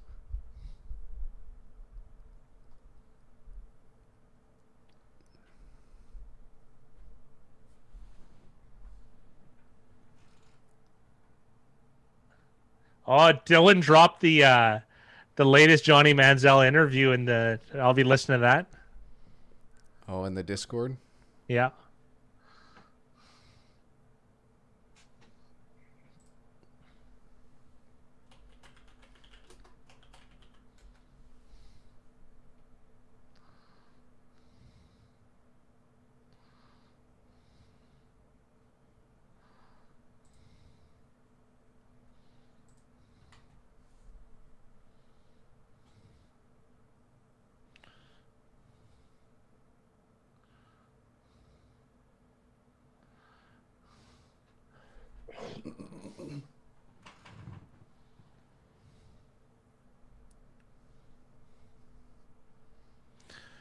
Oh, Ryan John. Well, that'll you hit it on one run. Assuming there's no serious stat correction.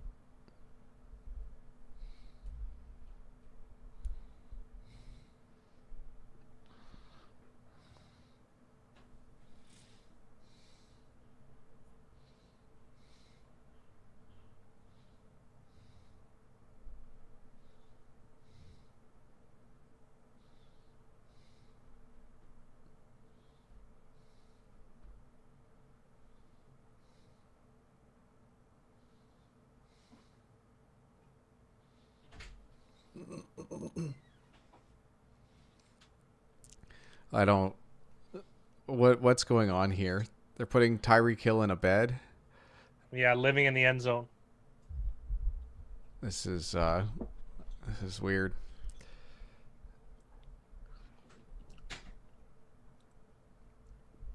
How'd you feel when the Browns took Baker? Not good.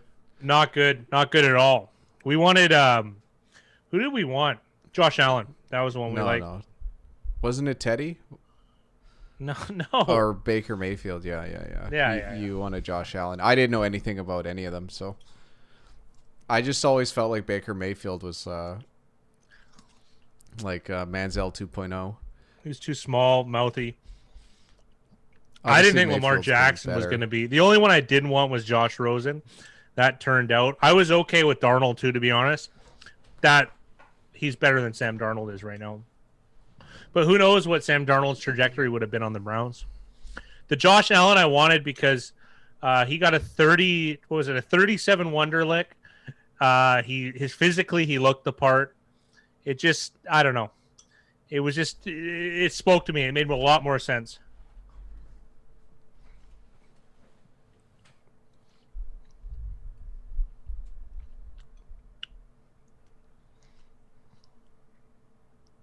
Man, when Hill gets holy, dude, why is Shelby Harris making that block? How is Shelby Harris getting back to make that tackle? That's what I want to know.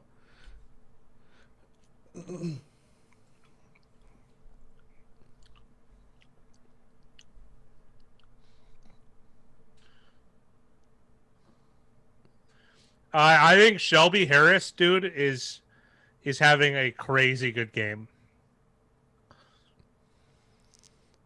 I just don't get how like corners are having trouble catching up to him, but like a 3-4 D lineman is making plays. Well, and not only that is he was busting it. Like he ran right to where you should have run. That was unreal. Jack felt the same way I did but he got a few reasons. Got to see him play, and he was good. Yeah. I had a friend went rave about him. I liked his tape.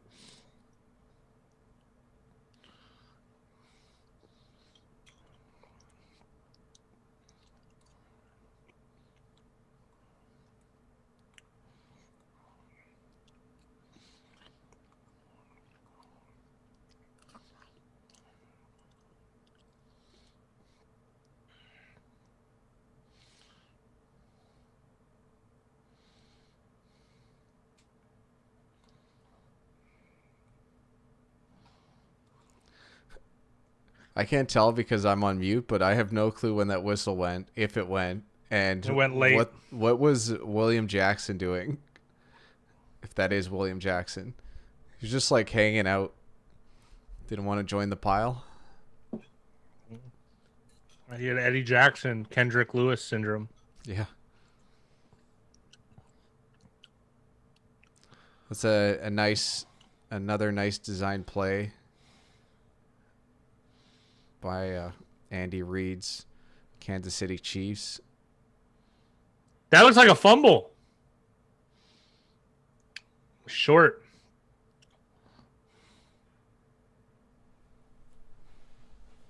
I think he did, Jack. I think he did. And I think I think his parents are wealthy too, so all sorts of negative press, I think. And Lamar it was a steal because he gets paid the least out of those guys. Not Rosen anymore because I think Rosen's changed hands.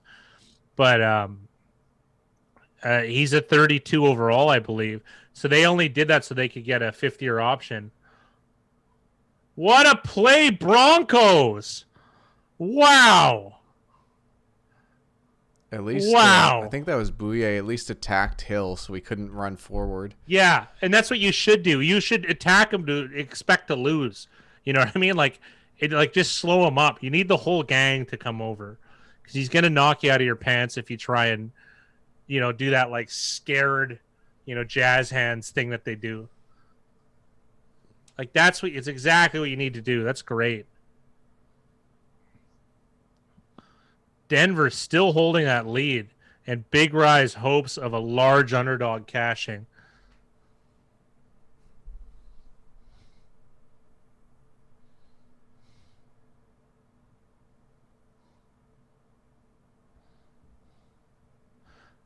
What's up, Brett?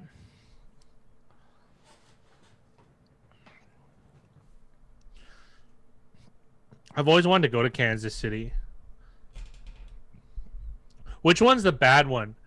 Kansas City, Kansas, or Kansas City, Missouri?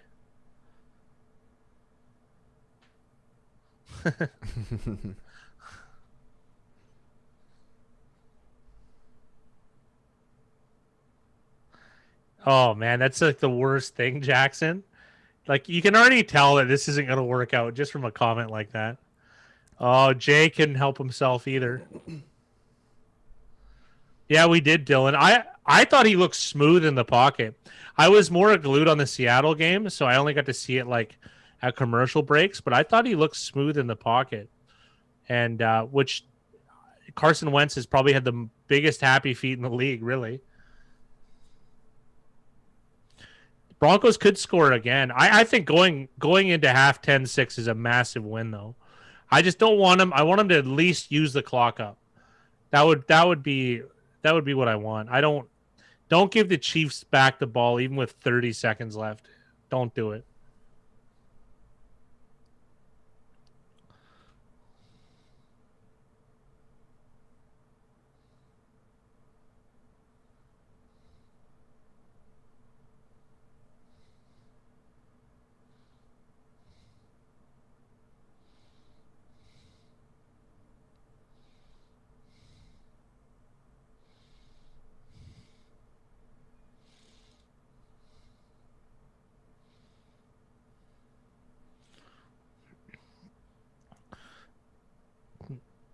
Yeah, clock management. I don't even know if it's conservative, Mickey. Just don't give them the ball back.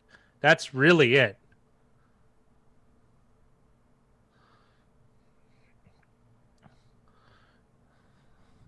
Like just if it happens to come with points, great.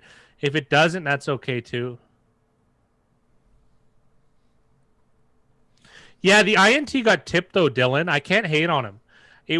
Calm under pressure is exactly what I noticed, and that's I was speaking with some of the guys I was with earlier today, and I think that Carson Wentz, when I thought about it, because I keep thinking he's going to improve, um, and he hasn't, and it's because maybe he was blessed with such a good O line to start, and now that it's leaky like pretty much every other O line in the league, he's not uh, he's not able to weather that storm and make good decisions. Wow, he stayed up way longer than I thought.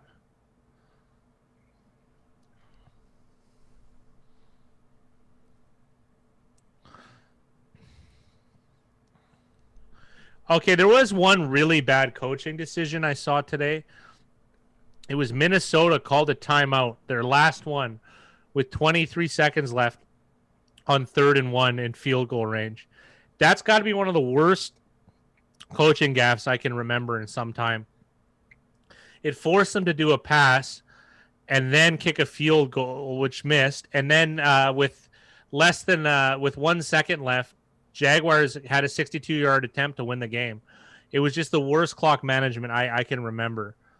So it's Mike Zimmer that, I don't know, just left a bad taste in my mouth today.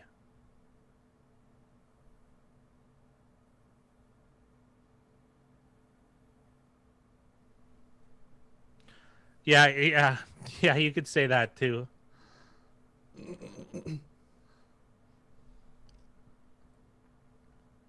Jaguars best 1-10 team. That's fair. They're covering a lot. The Giants were they're 0-5 and they were still covering a lot. That's been the consensus with a lot of people today about the Jags being a very, very strong 1-10. Yeah, oh, absolutely. They beat the Colts. I mean, of course that's going to happen eventually in the natural sway of things, but they've played a couple really strong games. And that's with guys like Mike Glennon, Jake Luton, Gardner Minshew. There's no world beater back there. None. It's journeyman or subpar quarterback. The Jacksonville, I don't know if they're going to turn around. I wouldn't call them a team of the future, but they have some interesting draft picks. And they unearthed. This is a great thing. They dropped Leonard Fournette for arguably one of the offensive rookie of the year candidates, especially after Justin Herbert after this game.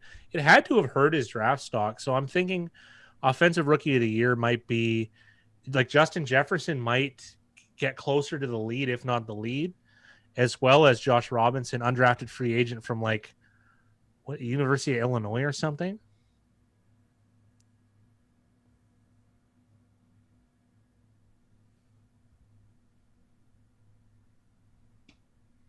Yeah. The Jags exactly. Like I just felt like when the opening line, I just thought it was so weird. why are they getting 9.5 points? It didn't make any sense to me because I'm like, this is clearly too much. And then I overthought it, and I thought it was like, I don't know. I had it for a little bit, but I wish I would have bet more because it just doesn't seem right. Like, why is it coming out so soft, right? Like, I felt that was a 6.5 easy. Minnesota minus 6.5, and 9.5 just too many points, right? Glennon looks like Chicken Little. Yeah, he does. If you're a balding redhead, it's just never a good look. We know a few of those from high school, Big Rye. Yep. If any of you guys are interested, check out the Hassan and Wong Hair Clinic. They have good deals there. We have a friend who's been follically challenged for some time. It's his birthday today, by the way. And Big Rye made a Facebook group to raise money for his hair replacement. And it had like 200 participants said they would show up. It was quite embarrassing for him, but enjoyable for us. I think a lot. DJ Shark falls in the category of a lot of receivers that complain too much when they don't get the ball. You got to realize that it's a team sport, football, and the selfless receiver adds more win probability than anything. Except their receivers are seldom selfless. It's not. Well, it's almost good to have journeymen.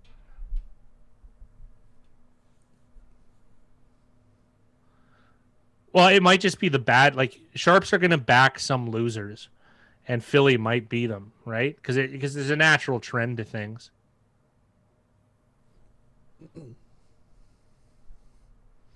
It's exactly where my cousin Jerome got his hair cut.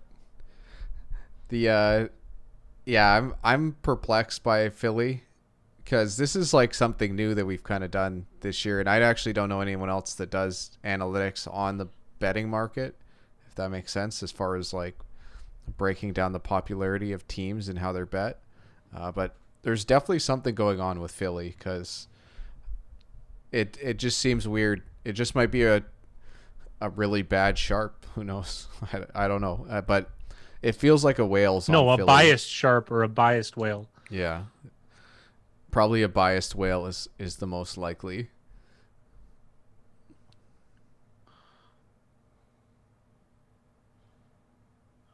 Oh, they couldn't get the play in.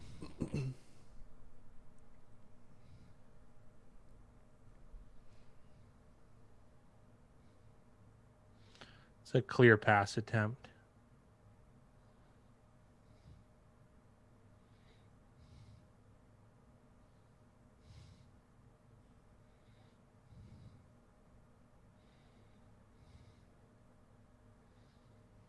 Second and 10 here. Denver still has 2 timeouts. Chiefs still have all 3. Get a first down. That is just great. I don't know if Gordon is playing well, I would say, but maybe not. He's playing fine. It's just the opportunity has been there. They've created these holes. You know what I mean? It's nice that they have him and Lindsey, like both guys that could be bell cows if they need to. But it does help keeping these guys a little bit fresher than they might have been in previous years. I agree with Mickey said. Now get aggressive, exactly, because now is the time, right? Like, if they end up leaving 20 seconds, no big deal. Offensive line absolutely coming through. They got one of the biggest legs in the game, Brandon McManus, as well.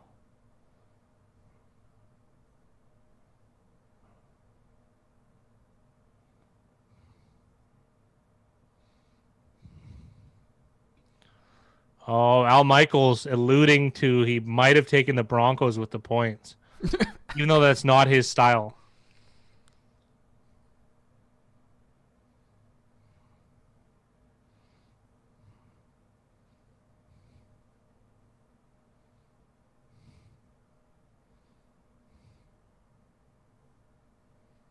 Kansas City's taking a timeout? Okay. I'm guessing so. Reed looks upset. I think he's upset that a certain amount of time was taken off the clock after he called the timeout.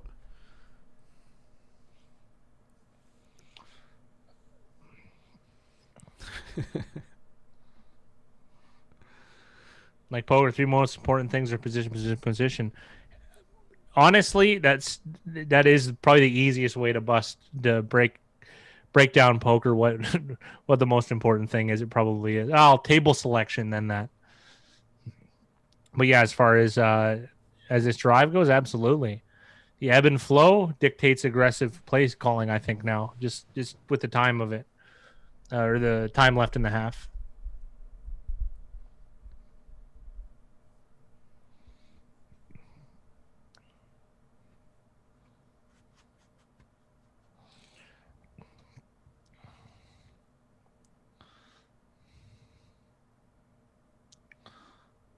Tim Patrick.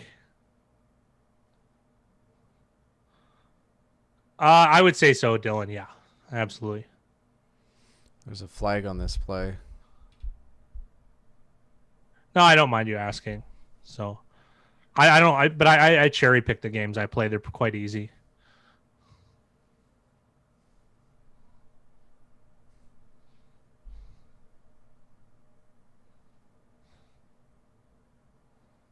Flag is on the Broncos. It's going to be 4th down here. Fat guy, you have a preference on what game we stream tomorrow? Or No. do you want to Which one do you stream want to do? both, or you want to do one? Let's do one. I want to do some of the work that we have. And it's hard for us to stay fresh. So let's do one and then cut the video tomorrow. Which one do you guys want us to do? Let's take a poll with this audience. I mean, they're the guys, right? So I know there's a lot of interest in the Washington-Pittsburgh game. That's where I'm leaning as well. Wow. He stays in bounds. Great job, Noah. Great job.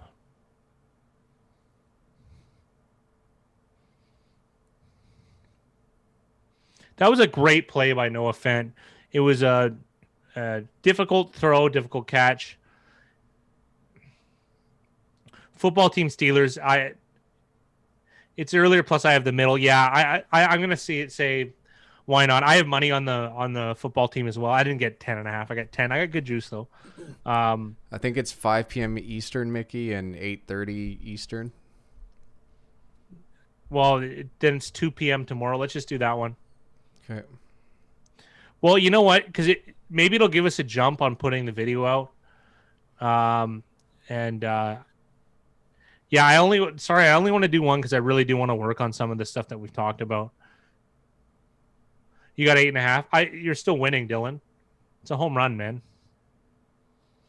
It's just not as good as we can't all have the luck of the Irish, as they say.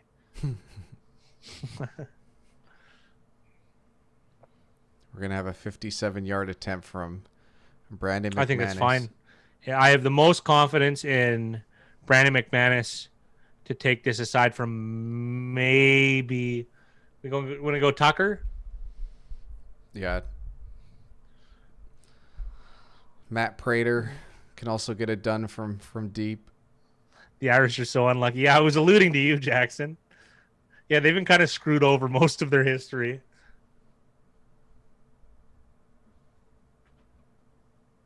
Eddie Stacks telling me it's no good ahead of time. Well, at least you cut the suspense, gentlemen. Make probably, you said 30%. Wow. Oh! It's close.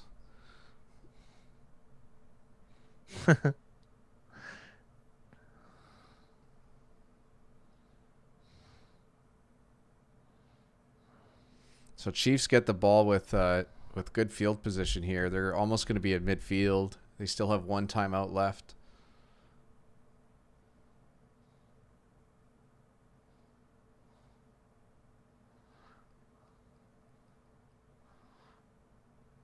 Oh, England's been screwing over the rest of the UK for forever. Eddie Stacks tipping me off.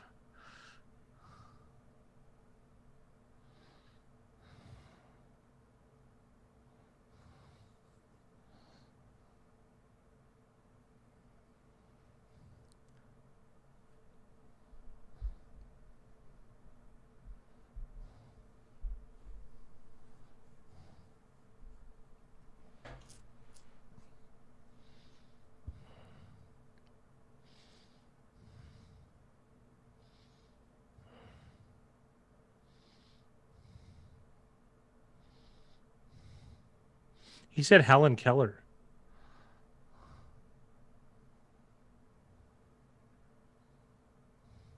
They're going to get a shot at the end zone.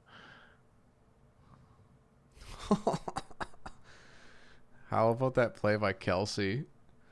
And who didn't make that tackle? Oh, there's a flag, though. It's against Denver is what Mahomes was alluding to. It could be offensive PI.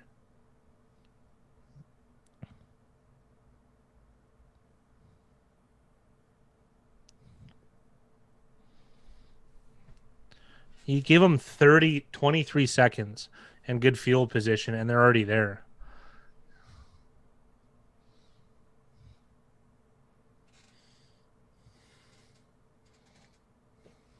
This is one of the biggest things that can happen, though, with a oh wow, what a play by Mahomes and Kelsey there. This is the trouble, though. Like, if you're playing this Denver Broncos game, like, the coaching staff has to realize that you're probably giving up at least 3 points at the end of this game if and like, look at that heads up play by Tyreek Hill to get out of bounds. So they still have one extra play, 2 if they're lucky, and they still got the timeout.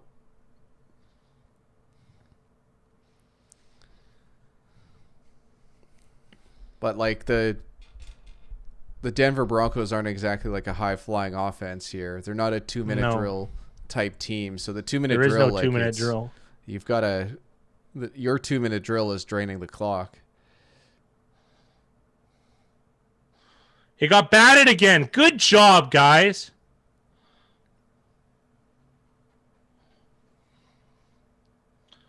Good job. Shelby Harris is having the best game of any of the Broncos. That play where he ran down Tyreek Hill, he batted down 2 or 3 balls at a minimum, and it's unreal. Unreal. Great job.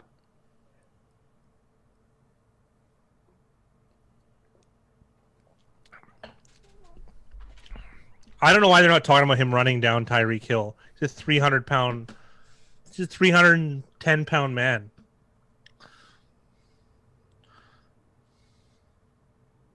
Excellent half, absolutely. And I can tell you about running as a 300-pound man. Straight line speed, you'd be surprised, but the agility is such a joke.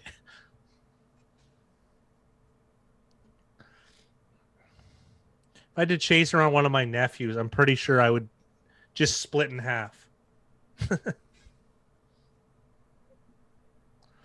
Have a good evening, Jack. See you tomorrow. Yeah, have a good night, Jackson. See you tomorrow for the football team game.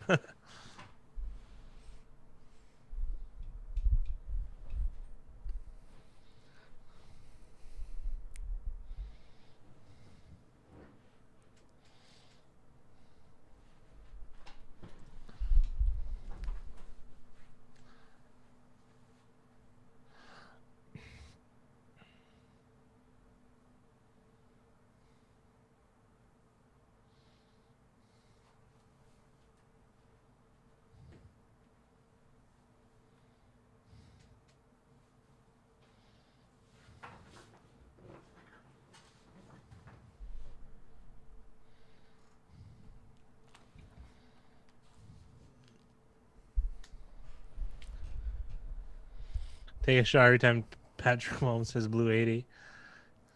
Hey, we didn't do a drinking game today. It's going to be an early start for tomorrow's Monday night drinking game with a 2 p.m. start. I think there's a lot of guys that wouldn't mind that.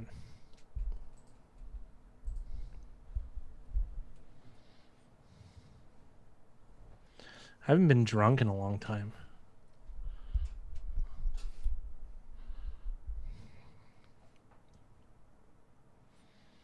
I'm down. I love it. I will be back in a couple minutes.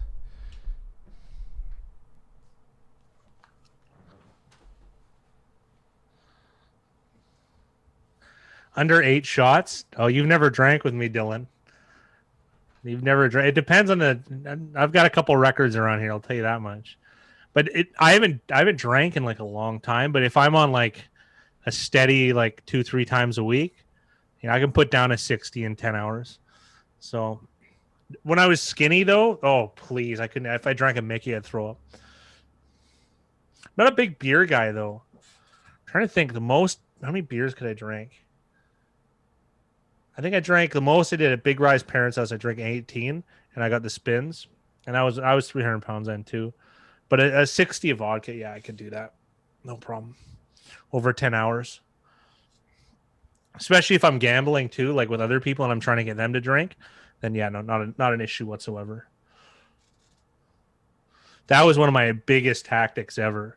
Playing a house game, get everyone to drink, except my brain still works completely fine after 40 ounces of vodka.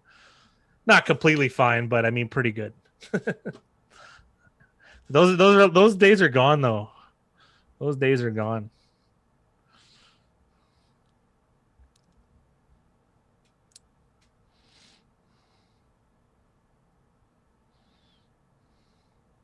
I think too, it's when you get over 30, I swear, hangover, it's becomes a way of life. You're just so embarrassing. I remember 19, you could sleep for 4 hours and you're fine. 70% of the money was on the over 51. That makes sense.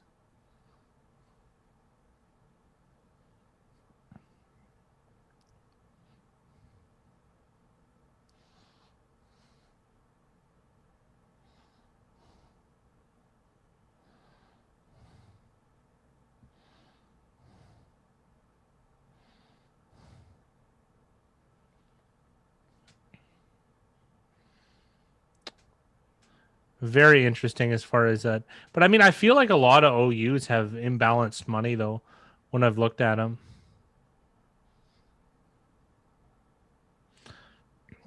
You don't get hung over with rum. Oh, please. The amount of sugar in that. Ugh.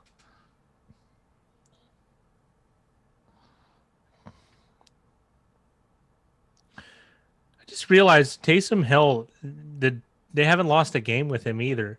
Very impressive. Very impressive. Same with they did that with Teddy Bridgewater last year because Breeze was hurt again. Very impressive for the Saints coaching staff to be able to cater their offense to the strength of each player. I mean, considering Teddy Bridgewater went 3 or 4-0 last year, and Taysom Hill is what 2-0 now, 3-0. Just very, very impressive.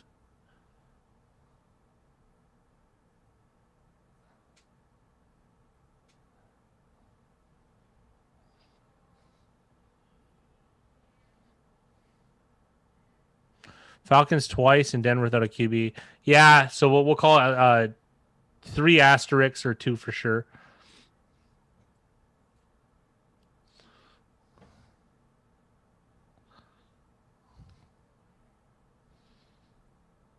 Are they trying to do like some election type path to the playoff? This is hokey. Yeah. How good are you? Like, what's your game? Do you play Omaha, Dylan, or do you play Hold'em? Omaha, you need 4 times the money to play similar stakes as Hold'em, oddly enough. But the edges in Omaha can be greater over time, so it's one of those tough things. You play Hold'em?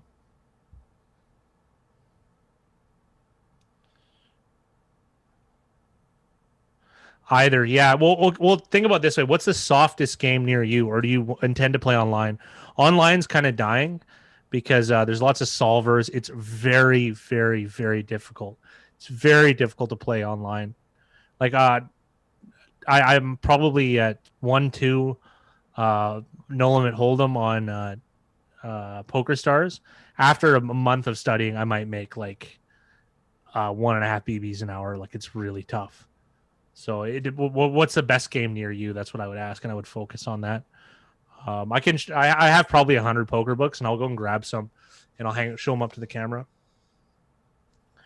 Any value on this halftime line? I'm not sure, Otis. A lot of squares are going to be betting the Chiefs to come back in this game, so I'm not sure. Maybe it's to take Denver to hold on, but the problem is if Denver gets Denver's close to like losing the lead, and it's going to be very difficult for them to come back. They're not a comeback team, really, right?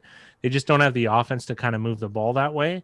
But I would stay away, Otis, because I don't have a lot of good metrics for in-game betting. I've always just stayed away because I don't really like it. But I think if you got Denver before, that was probably the best play. So right now, Big Rise riding high on his money line.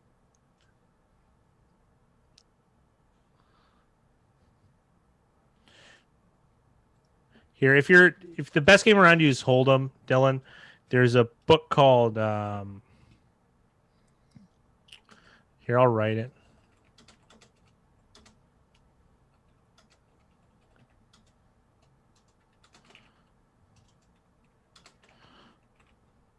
Here, that's Application of No Limit Hold'em by Matthew Janda. That's probably the best poker book that's out there right now, I would say. I've read pretty much all of them. There's a lot of really bad ones out now as well. So, and there's another one.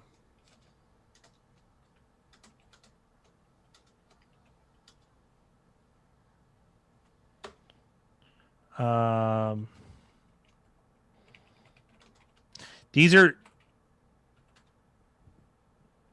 yeah, those are probably the two best ones.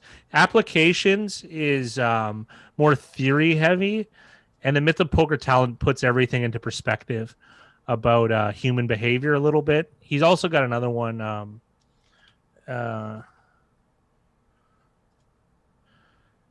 Alexander Fitzgerald has another book. His name's Assassinato, about exploitative live play, which is probably your best chance of making money.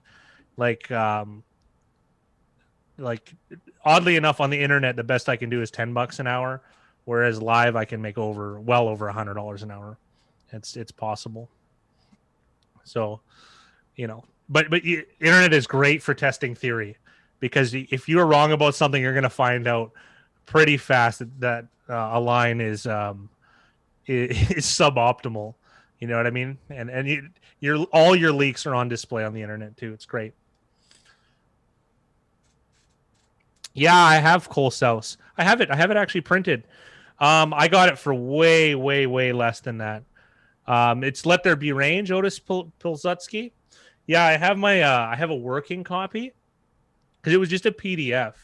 So I got a couple printed. Let me go grab it. Actually, I think I still have my notes highlighted from it. It was a big book. It was a little older than 5 years. I'm gonna say about 8 years ago. Can I get it? Yeah. Let me see if I can find it. Here, let me find my actual copy. Be right back.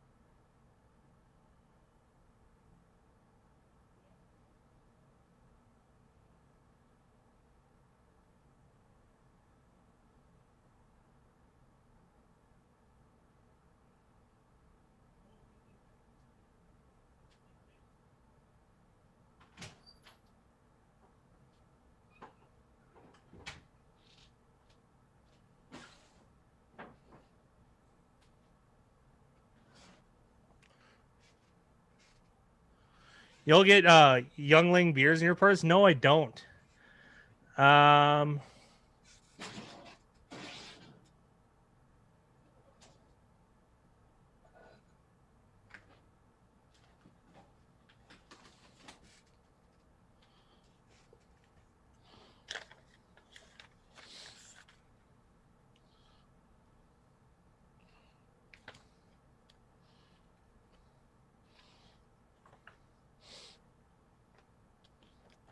Some old stuff in here. Holy.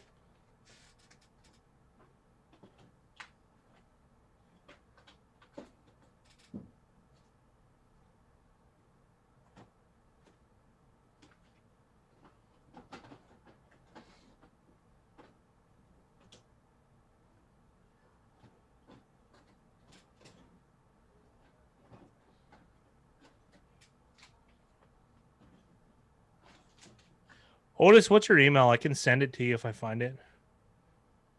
Sunflower. Oh, jerky all day, man. Jerky by far.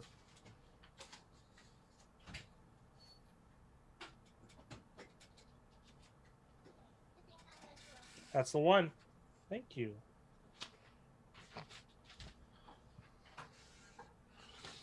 Yeah, here's that book. It's kind of outdated, actually. I gotta be honest. This one's my notes.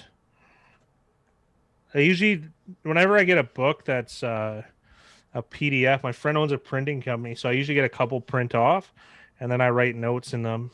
And this one has some good examples, but some of it's outdated. And I think the one thing I didn't like about Let There Be Range, which will hurt you in the wild, is it'll convince you to be more aggressive than you need to be. I can't believe I found it though. Moose, I've had moose jerky. I've had bear jerky. Even that's the one beauty about living in Canada. There's an overpopulation of bears, almost they say. So, yeah, Cole. The problem is Cole would he'd bet with hands that have a lot of backdoor equity and then just barrel off. The problem is, though, I have a different strategy as far as live play goes. A lot of people will once they say yes twice, it's easier for them to say yes a third time. So a lot of times, so he doesn't do something called delay C betting, which I think is a concept that's very important. It's brought up in applications of No Limit Hold'em by Matthew Janda. But I got to get back to football.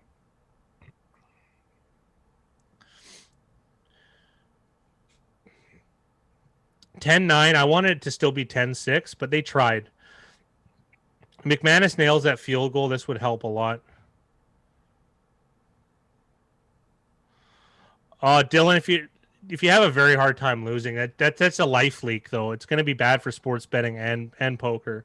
I take it very well. As long as the best thing ever is decisions over results, right? You make the right decision long enough, it's just going to balance out. It just is. You're going to go on super huge runs. There's I had a streak of 35 live sessions in a row where I didn't lose. And then it went about regular, and then I had a month where I think I only won 3 of 13, and I have like an app I input into my phone, all my wins and losses, and my win rate's 69%. So like, it just goes on streaks, right? So I think I have 1,000 in sample, so it's pretty reasonable.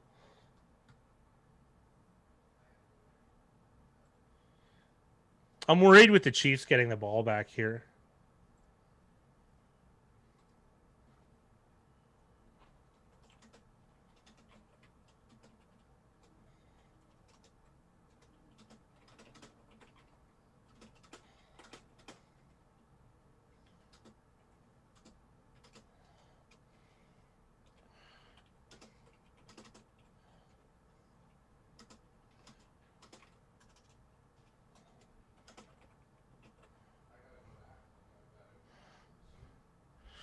Wow, Kelsey is just such a boss, eh?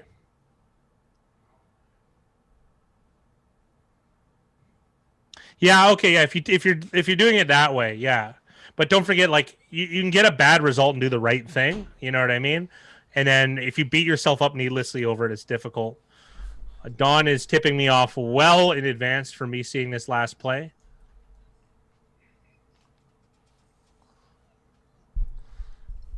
This would be a deep touchdown. They're 36 yards out, but it's the Chief. Anything's possible.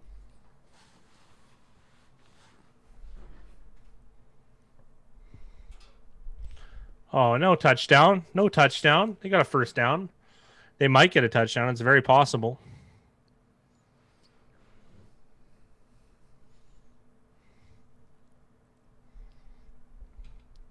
It was a rookie on Tyreek Hill. This is probably a silly question to ask, but for players that opted out this season, can they come back? No.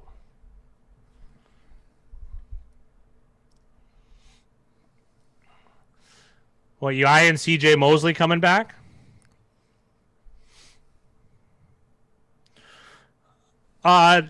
I'll answer Otis. Otis, Dan Harrington books are they're really good foundationally, and there is some wisdom about being tight and stuff. And Dan Harrington's a genius when it comes to money management, but I do feel them a little bit outdated.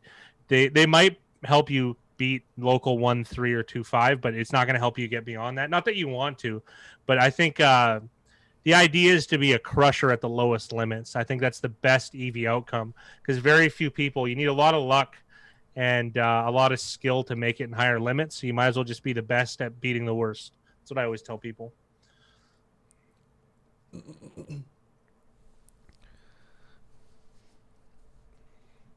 Kaiser. Would you rather be nicknamed for taking a dump in a pool, or would you rather be nicknamed for sounding like Kermit the Frog? Well, obviously, taking a dump in a pool. Of course, Big Rye is alluding to Jadeveon Clowney, whose nickname is Dookie, and and Patrick Mahomes, who has a frog voice. Dump in a pool, yeah, exactly. We're unanimous. There used to be a Supernova Elite on PokerStars that played high limit, and it was my dad's nemesis, and his name was Dookie Stain. You know what's funny for guys? It's like if you take a shit in a pool, it's not cool. But like 10 years later, it's like the coolest thing ever. I don't know if that's true.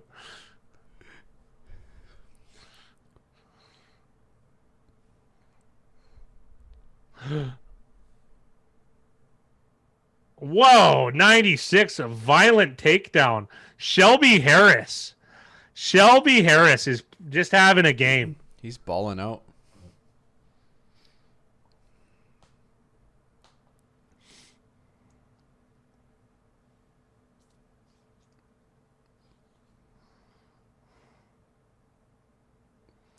This doesn't look good. I don't see, Don, what the live OU is, so we'll wait to see what the live OU pops up at to get an idea.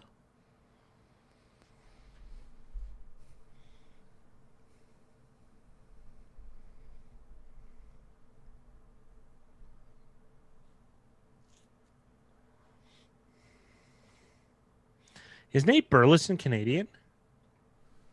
I believe he is. I know he's highlighting a... it says he's American here. But he's born in Calgary, so... Oh, his dad played for the Stampeders. I figured.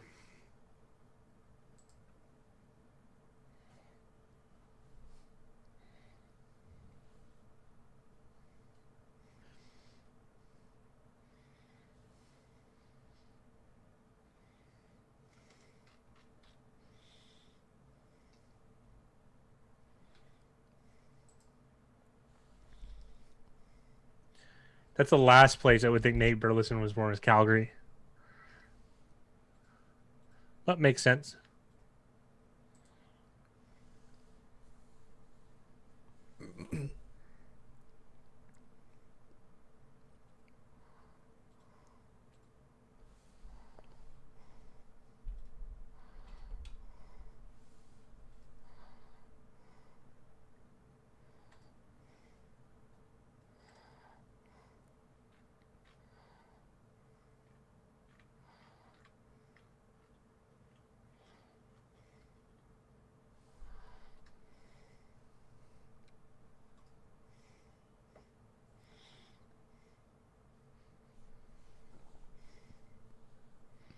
Oh, Tony is alluding to a big stop here.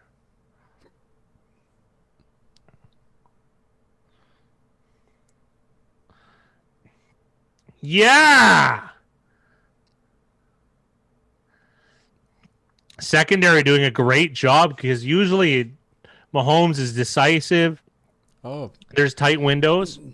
Looking good. Jeremiah Attitude with the sack.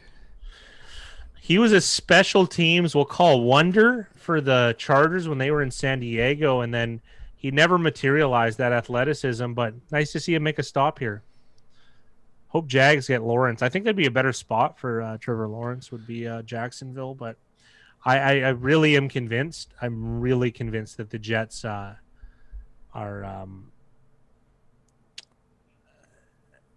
gunning for the perfect season. It's just too many bizarre things now. I'm convinced. So I almost think you could put like this sounds, and I hate parlays, but whatever bet you like with the opposing team, the Jets, play money line as a multiplier because they really don't want to win. I've seen too much evidence to it. The how's Lawrence played this year in college? Trevor Lawrence, I'm referring to. We're gonna have to bring in resident professional Mickey Hill to comment on that one. Yeah, Eric, we're Fat Guy and I are on Denver plus 13 at 1 unit, and we did Denver money line at plus 553, but then we arbitraged with a Chiefs money line at minus 400. What's going on, Zaps? How you doing?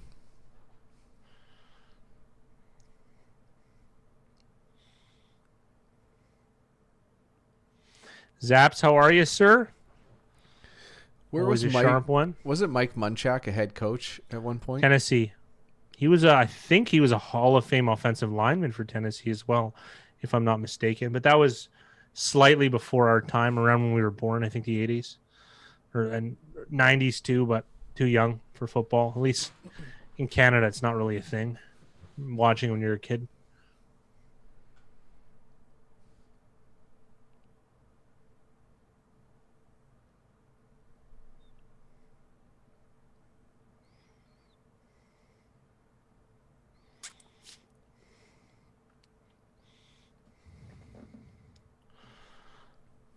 I think you go for the quarterback, Eric. You gotta. They do need everything else, but you still do it. Get a new coaching staff, build from the ground up.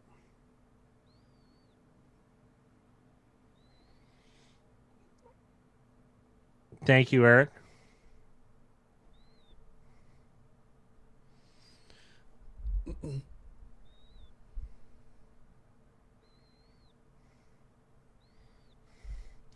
Weird that Andy Reid coached Drew Lock's father. Like directly coached too, offensive lineman, O-line coach, and offensive lineman. That's very so crazy. Yeah.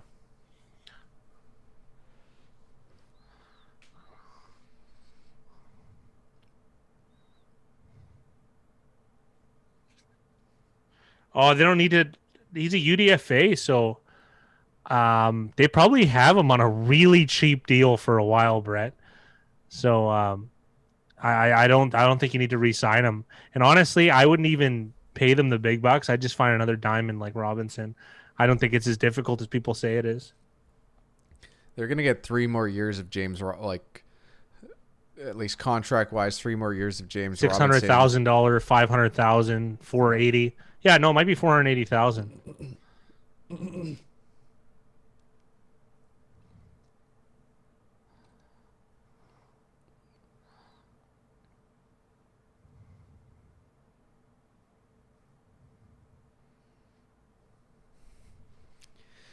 Are you talking about the Jags and James Robinson?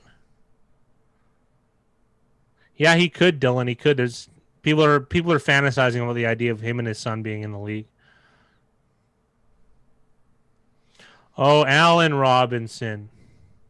Yeah, Fat Guy and I are definitely going to say no. I wouldn't want to pay Allen Robinson $76 million for zero for 4 years. No thanks.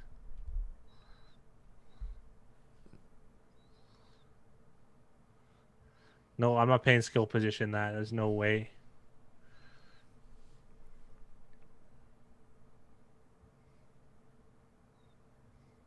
I don't want Canada flooded with American liberals. We have our own problems. That's not going to do anything, Brett. It's not. It sounds like a good thing, but skill position just nope. It's a big no. Hey Max, looking good with the Broncos. Just the positional value of like defensive end over any skill position or offensive lineman is just enormous. The gap. Like nice receiving crews are it sounds good, but it rarely bores any fruit.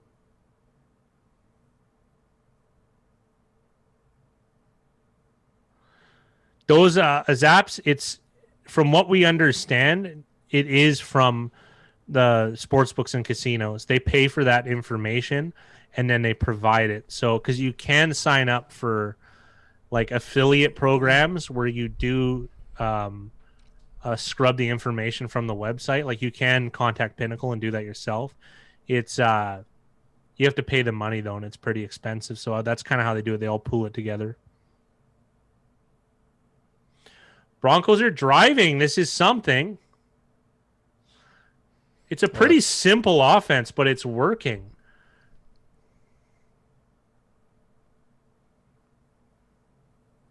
The McCaffrey extension is a good example too of paying a skill position player that, like, a running back is just more likely to get nicked up or hurt or regress in play because of having to play. So it's never a good idea to really pay a running back. Like, name the last running back that was like the big difference maker to a Super Bowl winning team. Terrell Davis, yeah, that's like the last guy I can think of. And was Terrell Davis, like, if you replace Terrell Davis with someone else, do they still win? People would say maybe Marshawn Lynch. Hello, Dylan Clark. How are you, sir? I wouldn't say that. That team was already in place, though, right? Like, you could have gotten away with a lot of the guys that they already had. So I don't know. It's just tough. Like, even like a good example is the Chiefs at running back. Who'd they trot out? Damian Williams and Darrell Williams last. Those are guys that people don't even want on other teams, but they have specific skills they're able to use. The Eric asked, who is the greatest tout you know of? I actually don't know any touts. We know one, Steve Stevens. Yeah, and he's probably the worst. So yeah, well, that's the thing. There's greatest tout is an oxymoron. Yeah. Oh, now Max has got a good point. They probably make a lot of money off of McCaffrey's popularity. Yeah. It's for jersey sales and excitement fantasy football brings, because McCaffrey's a universal number 1 overall pick. But that's the only argument I can make for paying a skilled position player. But if you're like, there's a difference between trying to make money and trying to win games. And the NFL also has revenue sharing, so I'm not sure exactly how that would work, if that's even worth it. But I guess just like the overall brand of a team or of the league, I guess it's important. Yeah. But I mean, like, I don't know. It's kind of, who's a good example? Baltimore's had success with really nobody's at the position. And the Marquise Brown draft, I thought, was a little out of character for them. Same with the Hayden Hurst, actually. But I mean, sorry, finish your thought. Go ahead. Dylan Roberts asked for the next pick, and lucky for you with the membership, after this game, the Fat Guy and I are going to be putting out the opening lines video for next week's games. So we'll have some insight after this game and take a look ahead at some of those lines. And 100% stop parlay bets. It's a losing play most of the time. Even if you're picking the right sides, it's going to be a losing play overall. Max brings up a good point that tight ends are more important than running backs and receivers. Think of like guys like Gronkowski and George Kittle, like especially the guys that can block and receive. Because even some guys like Kelsey's not the best blocker in the league. He can do it, but he's not. Like Jason Witten is essentially an extended left tackle in his career. Yeah. George Kittle, unreal blocker. Rob Gronkowski, maybe the best ever for a tight end. Yeah. The difference that they make, like, remember, we don't actually hear about it that much this year. I think there's been improved tackle play in the league, or maybe just rule changes, but it used to be very common to have to chip certain defensive ends because they would wreak so much havoc. and lining up a guy like Gronkowski or Kittle on that side can really, really change. Like it can essentially give the quarterback a whole extra second on every play, and that extra second pays dividends over a game. But there's also there are the 49ers are a good example. Like I feel like they prioritize certain receivers over others based off of how they can block. There's running backs that have to pick up blocking assignments as well. That's why you see some guys can only play early downs. Some guys are third down backs. 3rd and inches. Let's get a sneak in here. I don't think they got that.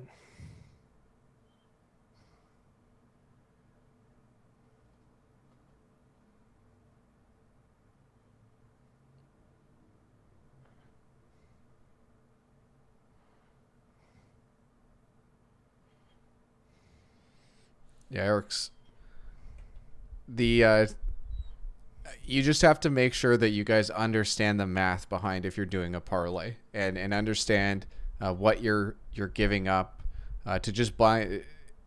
If you're trying to decide yes or no and that's it, the answer is always no. If you really want to break down the odds and the chances and the math behind it, then do your research and you might be able to find something that's closer to break even or where you're going to pay on normal juice on a single game bet. But the sports books want you to bet parlays. They want you to know that people are betting $25,000 to win 10. They want you to know that kind of stuff. That's where the books make their money. Well, it's also too it's they make a substantial amount of their money. The whatchamacallit, the return on investment for the sports book a year on parlays is about 30%. 30%, whereas in football it's 4% if you bet spreads. You know what I mean? So in baseball it's even less than that. So depending on the year. So there's all that kind of stuff.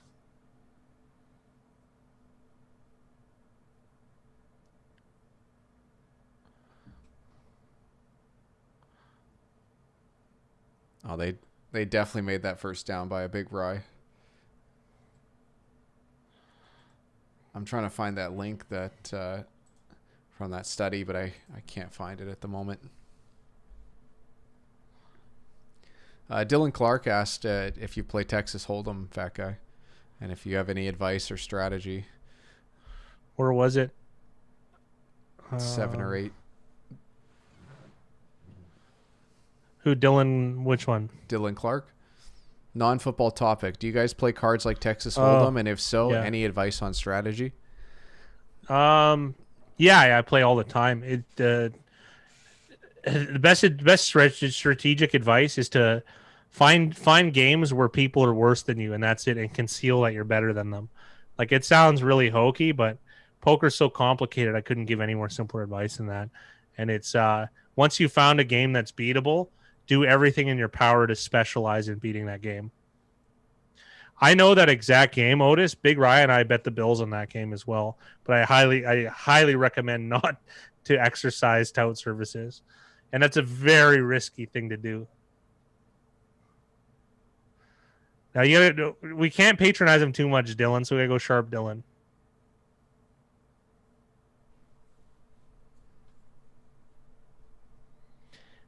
I mean, it's still negative EV, Max, but I can kind of understand it. I had this argument with a friend today about that very type of advice because he lost. No, he went out. Wow.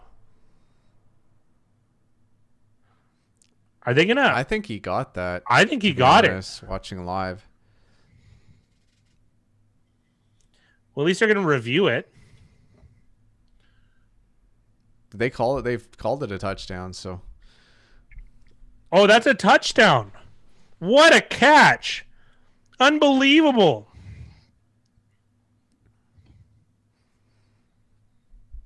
Oh, it's way more complicated than that, Eric. I wish it were that simple.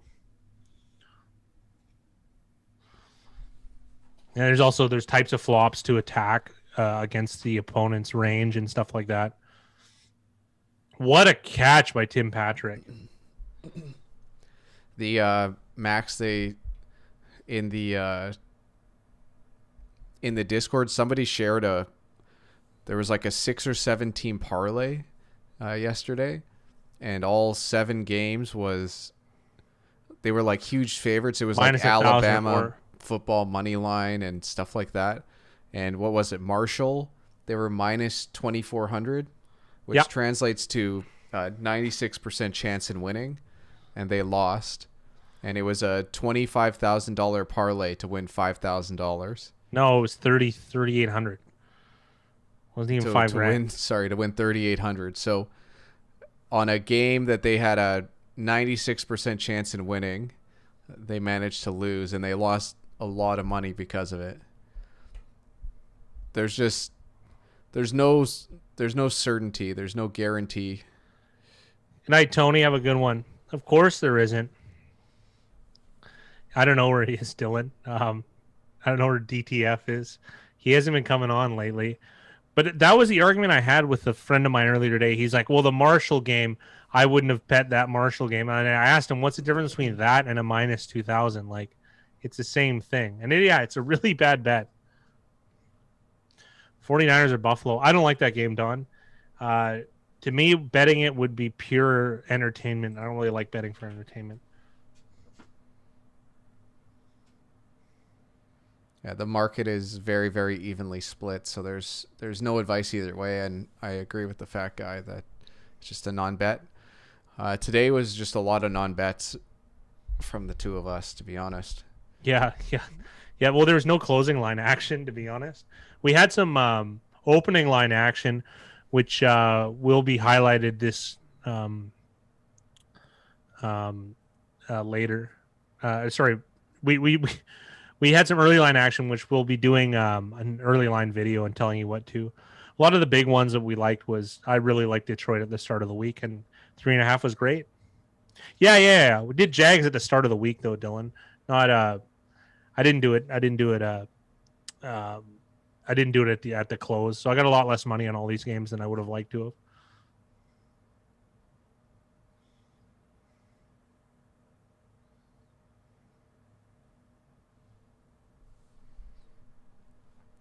I never ended up betting the Jags today.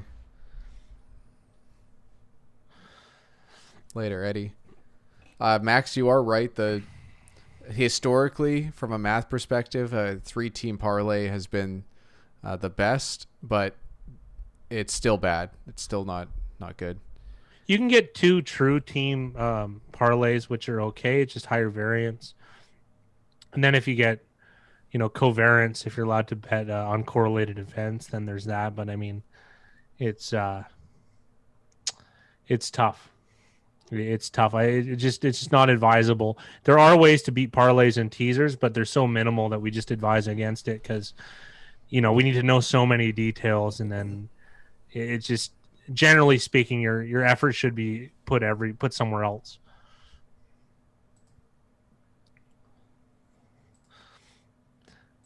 Like, one of the things that I always think is good is to attack new products. You know what I mean? Like, new ideas that come out is they've thought of them, but they haven't tested them. So there's the chance for there to be a hole is a lot larger. Whereas things like parlays, the holes are generally minimal because people have gone through them all and tried to and figured out every sort of exploitability. And like it's hard too because different books have different odds as well as different tiebreakers. So some tiebreakers are like you just take it off the card. Some tiebreakers are an automatic loss. So like you got to really know the ins and outs of the bets, and it just gets a lot more complicated, and it becomes harder to have sound advice too to what you should or shouldn't be doing.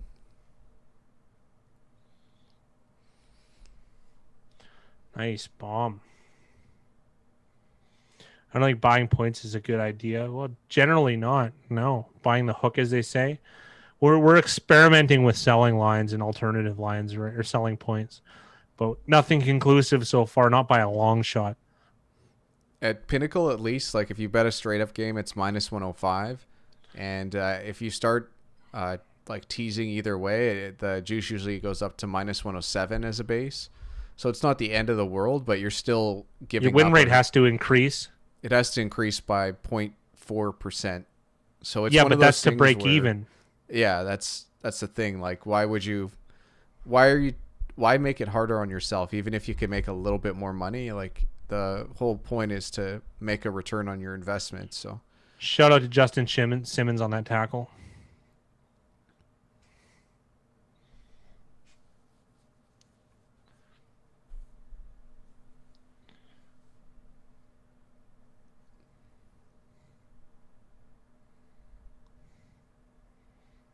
We're experimenting with them, Dylan. So there might be some ideas when it crosses over key numbers, but I don't know if they're beatable at Pinnacle.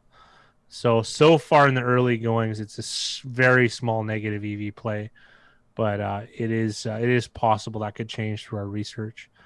And I'm curious what some of the other juices associated with alternatives lines would be on other books. So we'll probably ask the Discord group to take a look on their books so we can we can at least set a benchmark for when it's a good time to do X, Y, or Z as far as alternative lines go.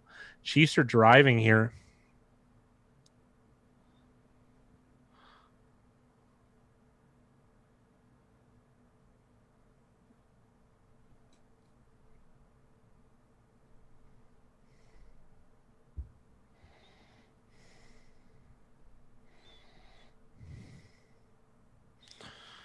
Third and 6 here. If we can get a stop here, this would be impressive um, attempt by the defense. Draymond Jones is a former third-round pick from Ohio State.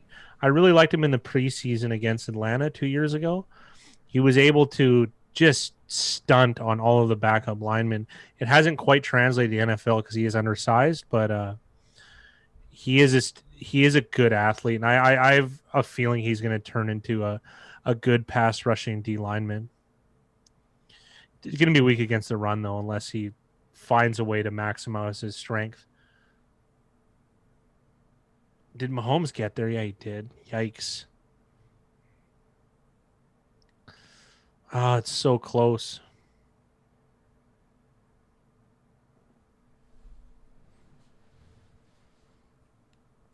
yeah, Eric, I know the data was from a while back. I think it was like 2009 to 2014.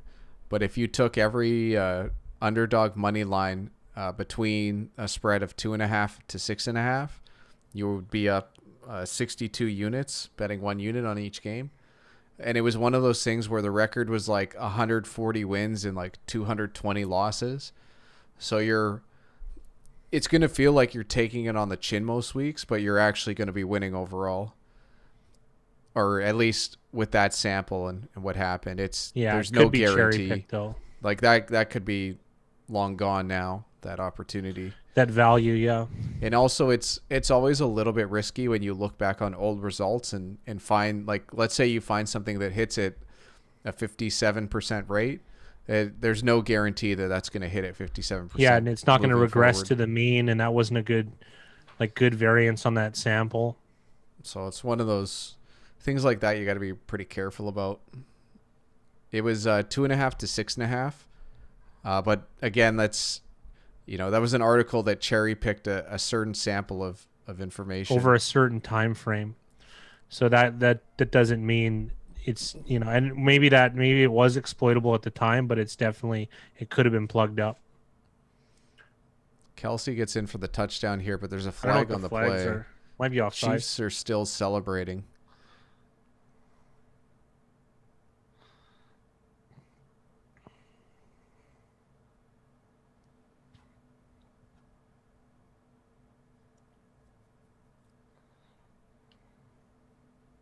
Yeah, it looked like the linebacker jumped.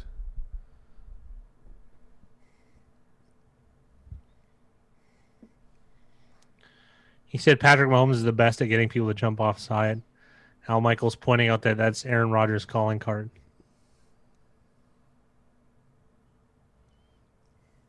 Yeah, I was just gonna say that. I feel like he hasn't done that as much over recent history. Well, it's harder to get away with. It's a law of diminishing returns, right?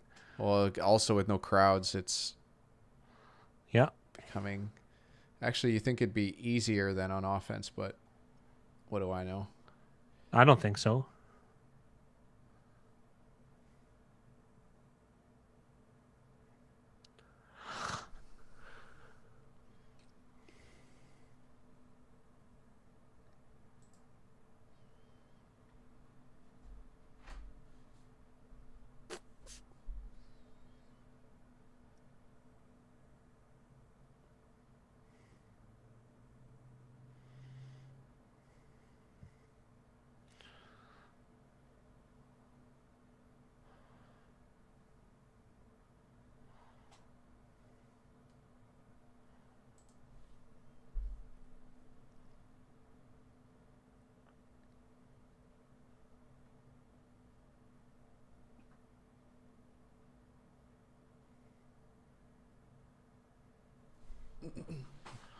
It depends, Don. Like most of the time, yeah, when in doubt, like if you have to gamble, and that's what you like doing is gambling, then you usually pick the underdog, especially 8 points or more or over. But generally speaking, I would like the show isn't really like, gamble on X, Y, or Z.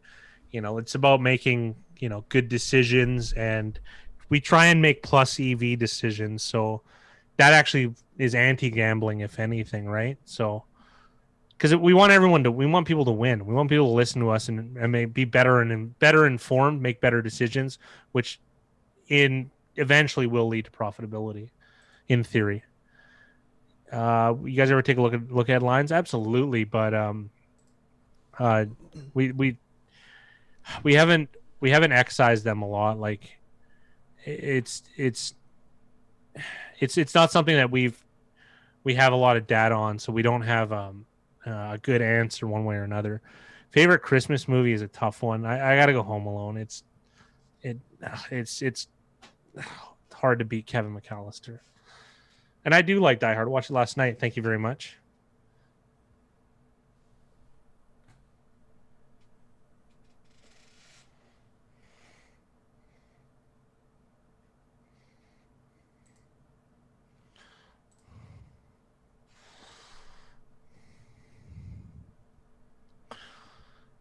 Denver's still in this game. It feels like a long game, like it's been going on for some time.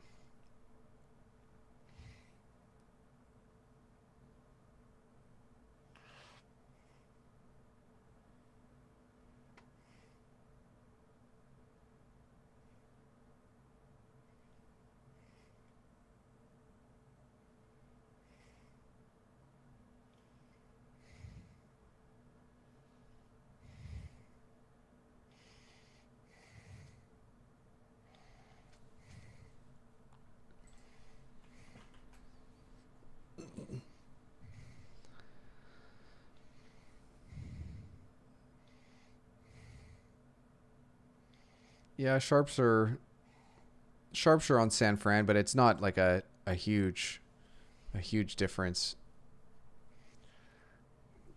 It's a This pretty Drew even Locks played market. pretty good this game, actually.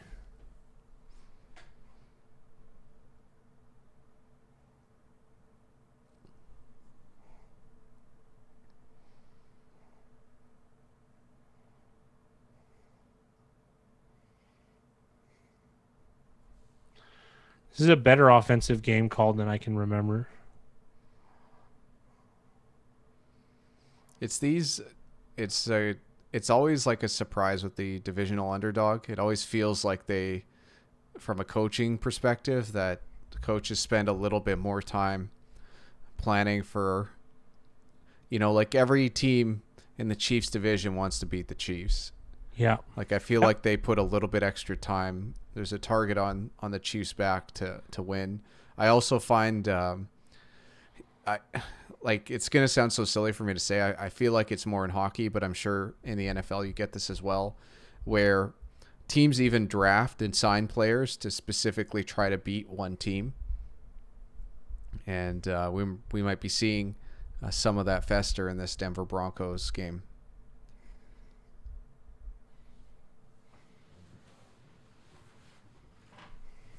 Eric brings up a really, really very interesting point that I never thought of before.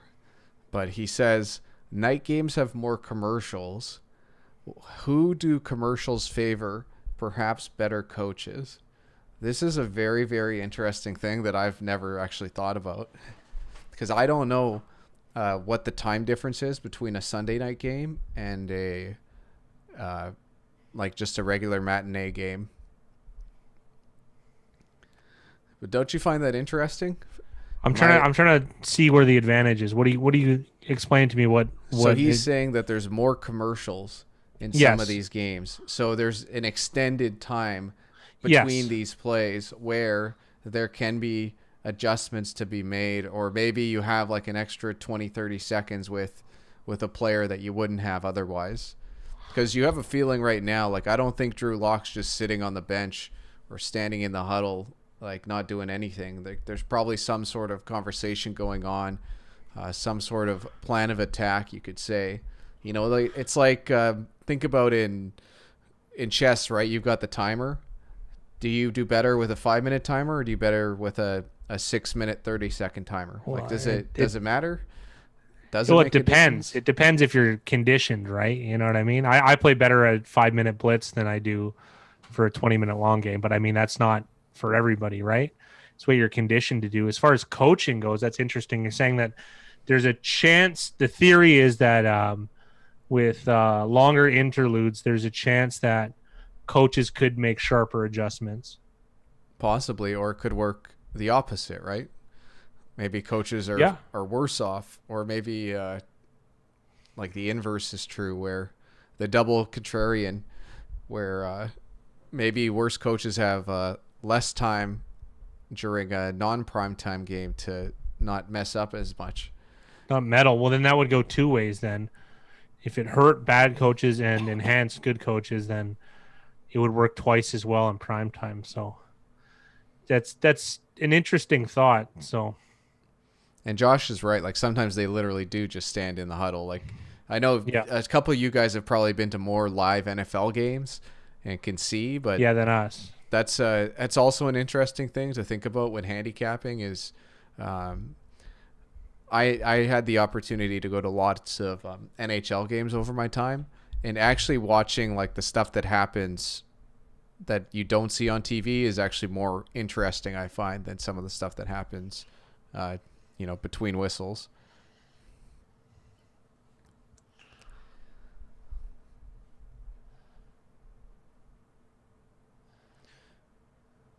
Oh, jeez. He got up quick, though. That's the second time I've seen Gordon slip today. They used to talk a lot more about different styles of cleats that players would use or switch to during a game. I don't hear a lot of sideline reporter talk about that kind of stuff anymore. But surprising, in a real grass, they don't use 6-stud. When I played soccer, that's what I used, and it was the only thing I could get grip on with as a big guy. So, at the same time, though, couldn't it be more dangerous for like twisting ankles and stuff like that in a more physical contact sport? Maybe that's interesting, but you're going to be light on the foot though if you're one of those guys. So, well, I always was. Light in the loafers, Big Rye? That's a nice way of saying it. So Broncos not from the rough, Big Rye? Yeah. I could.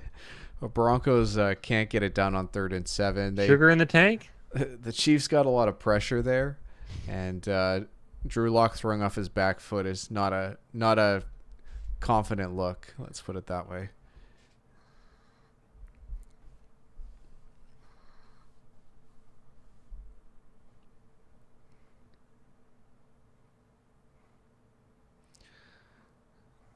Like am I crazy, Mickey? Like I feel like that was like a really strong talking point.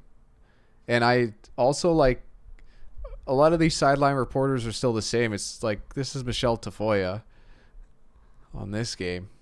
I feel like she was one of the ones doing that kind of talk. Maybe it's just not a thing, or maybe like the who knows what they bake into some of these TV deals?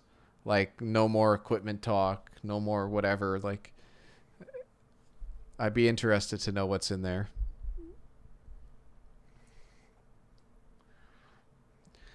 The interesting thing, Otis, about hedging your under 51 is that there's a couple key numbers there in 49 and 51 that you could hit on. Oh, a little bit of eye candy for the viewers at home. Shout out to Greg Turkington. I mean, I love that show.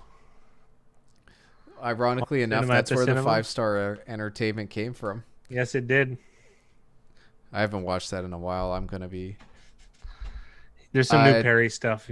I'm not gonna say it's a yes, Otis, but it's up to you. It's I just think that it's key for you to know that 49 and 51 are key numbers, but also what's the score in the game right now? 19-16. So those key numbers might be out the window based off of the score at the moment. Well, there's only a few possessions each from the team. I think your under's looking pretty good, and I would be happy with that.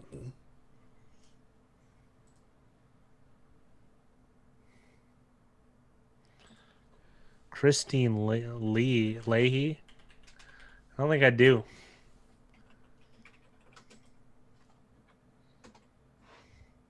There you go. I don't get what the big hoopla is.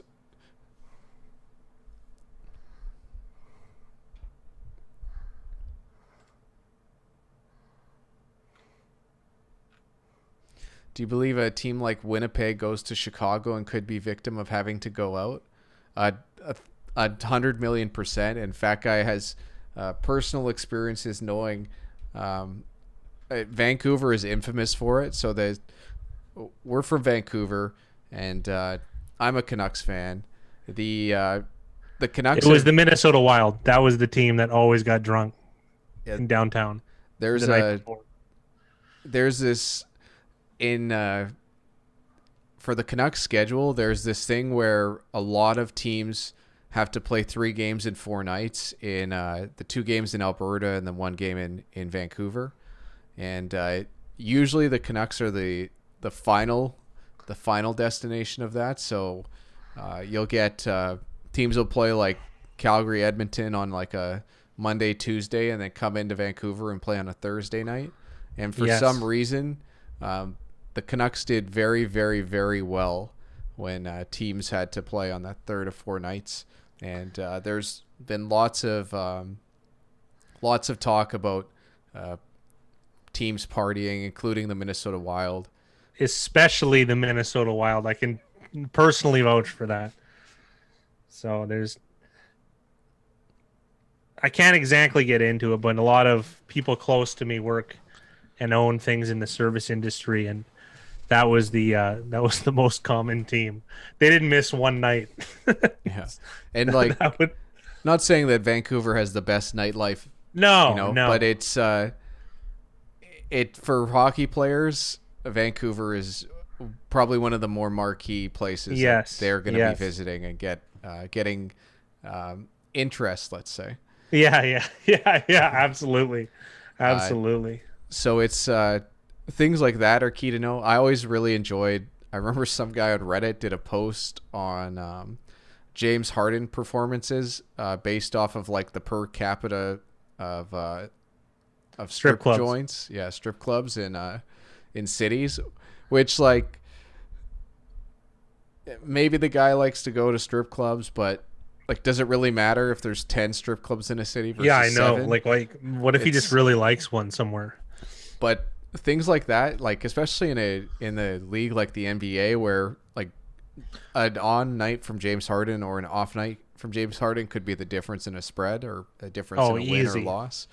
It's very interesting to study things like that.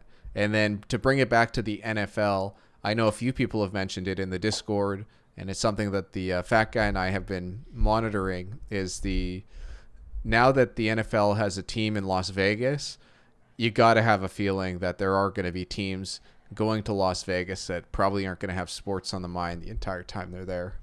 No. Don, have a good Have one. a good night, Don. I feel like there's going to be some, let's call it misappropriations. Vegas The flu is the Vegas way to flu, put it. exactly. Luckily, Jordan's not playing. He might never show up to Oh, the he to would the need court. never, dude. He'd be at the court 15 minutes before the game, Yeah. and someone from the hotel would have to call.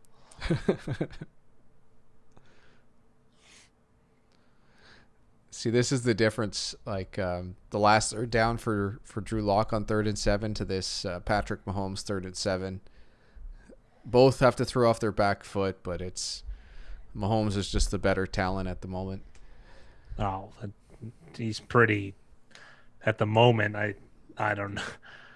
I think forever he's a far superior talent, but he's the best one.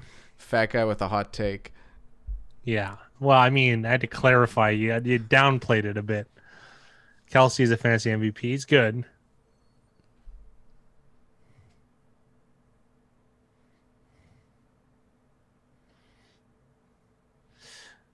Oh yeah, Vegas flu is real, Zaps. Absolutely.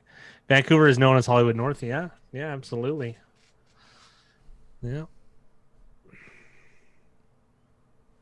Yeah, the Vegas Golden Knights is a perfect example, and I was lucky enough to go to one of their games last season and experience it, and like the atmosphere at a Vegas Golden Knight game is unreal. It's very, very good.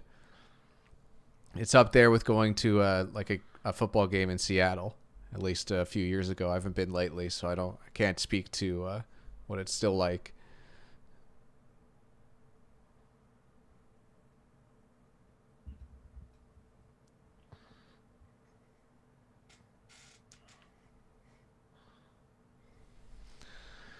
Jay smells a turnover. We'll see. Fat guy, I did think you he's ever more watch? hoping for it. You ever watch Trailer Park Boys? Yep. Yep. I liked it in the beginning, season 3. But I mean, I was in high school, so it was a bit more. Um, I don't know. It was a bit more my speed then, right? The it was never a show that I was that interested in, but a lot of people we knew were big fans of the show. It's the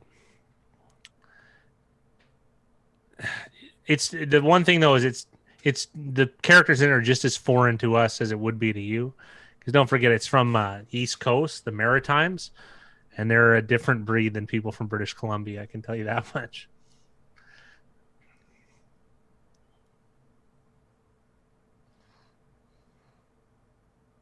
Oh, he dropped that. That wasn't a catch.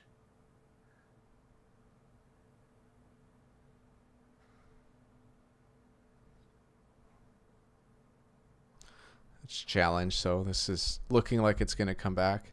How did the Patriots Chargers game go? Not well for us. Turns out the Patriots did really well. Yeah.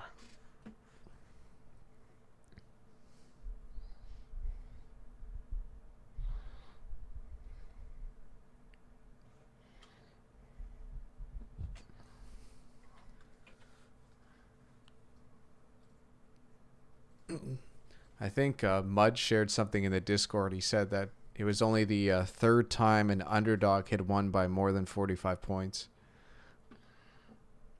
Or 45 or more. Sounds about right. Oh, hell He pitched yeah. a shutout too. Cam under 100 yards passing? I think so.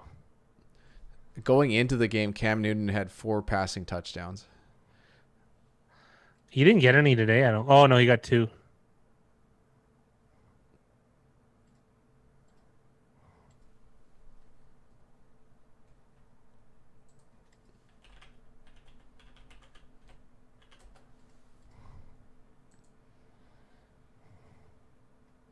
Yeah, Newton was 12 for 19 with 1 touchdown.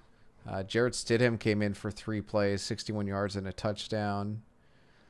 And then Cam Newton had 14 rushing attempts. Between Harris, Newton, and Michelle, they had 40 rushing attempts? Yeah, I don't think that many, but No, I'm looking at the box score. oh, it is 40. Yeah, it was 16 for Harris, 14 for Newton, and 10 for Michelle. Wow. And then 3 more from Moncrief and Stidham. Stidham, it looks like 2 kneels. Moncrief probably had 1 reverse for 4 yards. Yeah.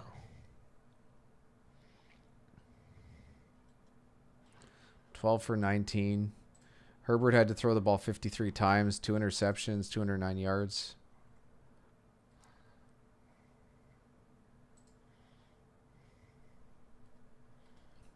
Interesting game. But if you can't stop the run, then you're not going to win, no matter who you're playing. Nope. I just don't get why the Broncos' offense should have been pretty similar to what the Patriots did today against the Chargers last week. I was pretty disappointed with the Broncos' performance last week.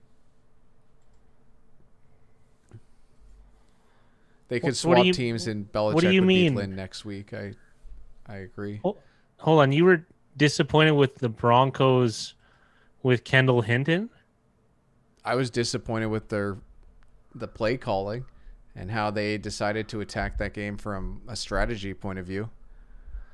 Yeah, but they didn't practice. They didn't have a chance. Like, they're just... Yeah, I don't care. I still don't think it was good.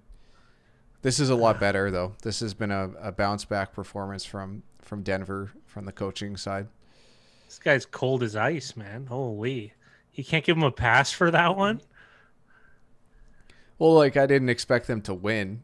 I'm disappointed with the decisions that went into the play calling. How many passes did Hinton throw? 13? How many passes would you have Hinton throw if you were coaching that game? 6? 5? I mean, it's tough because of game flow and stuff. I mean, I don't know. I've never been in that position. It's very difficult. Just because I had no practices with that guy, so... Oh, man.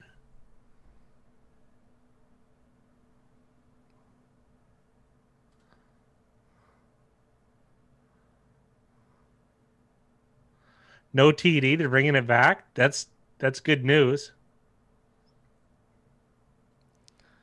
Is he getting flagged for excessive celebration too? For taunting or whatever? Are we cupping up for Pats Rams Thursday night football? Oh, we're going to have to see later, Jake. We're going to take a look at the opening lines after this game.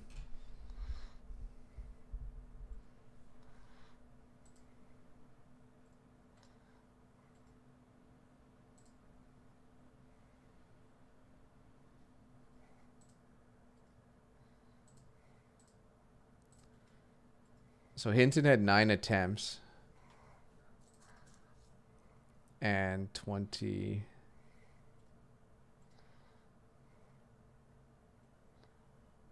Maybe they ran the ball more than I realized, but I thought it was I didn't like it. Let's put it that way. Yeah. If anything, they should have just said Royce Freeman was the starting quarterback and yes. Brought Hinton in for like trick plays. I'm okay with that.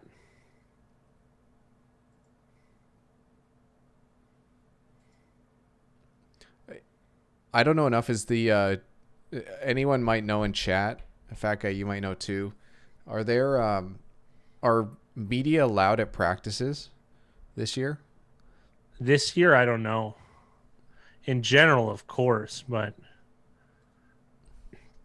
I don't know. I don't know what the rules are. I don't know. I don't know how that works. I don't think they are. I know that they still do press conferences, I'm sure, like after practice and that kind of stuff, but I don't know if like the media is allowed to show up and watch practice. Select media says untouchable. Well, this is great. The Broncos have a chance to even take the lead here.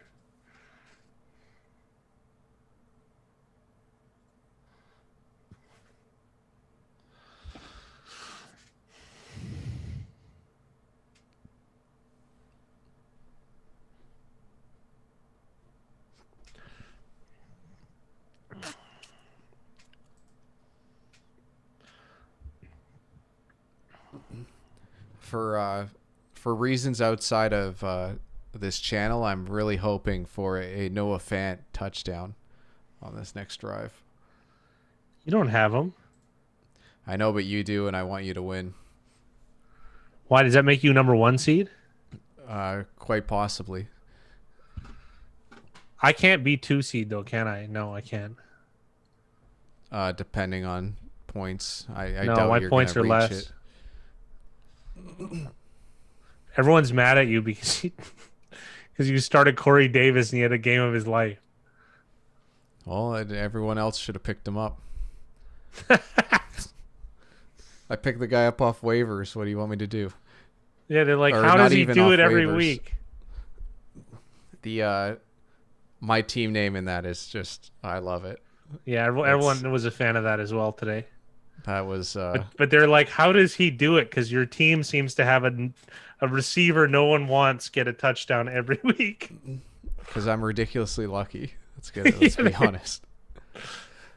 No, I just keep saying, I'm like, well, he keeps saying, don't worry about it. So I don't know what that means. I kept telling him that.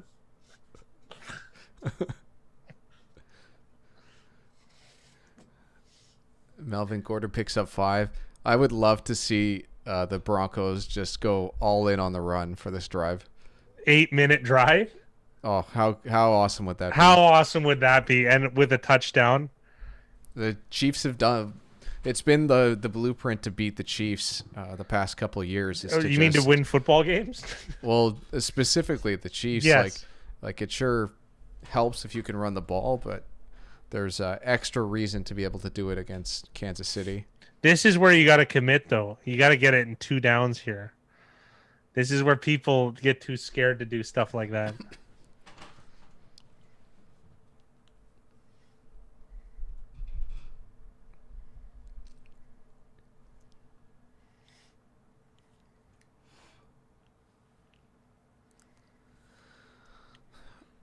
I am so confused by Andy Reid's mask, but that's a whole nother story. There's a mask holder thing, so it keeps off your face. They did it. They did it. And the reason you do it is because it like keeps a mask off your face, because you end up getting like bacteria or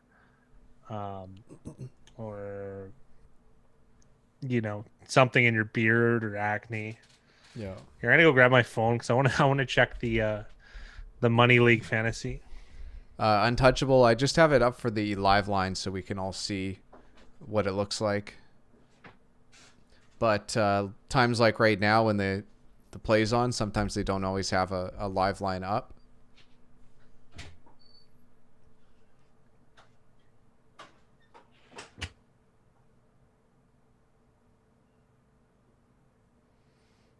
So we get a long incompletion here on 1st and 10. Mickey, it totally looks like a jockstrap. It's weird how it's like off-centered. It's weird how it's like lower down on the mask. It looks like it should be a lot more uncomfortable than it is, but who knows what it looks like underneath. So this incompletion on 1st down kind of hurts them on this 2nd and 10 play. Chiefs are loading up the box here. Play action. Locke slips. And Tim Patrick slips. It looks like we got a PI call.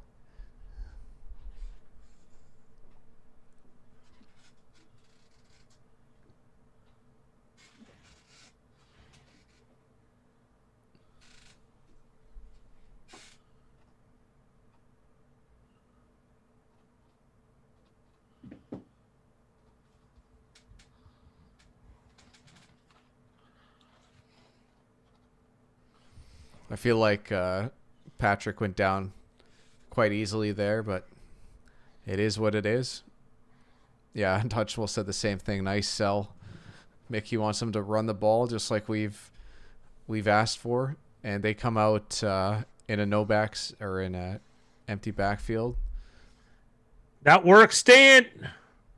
Oh, he got it. He got it anyways. Oh, I can't believe they whistled that like right as he got hit.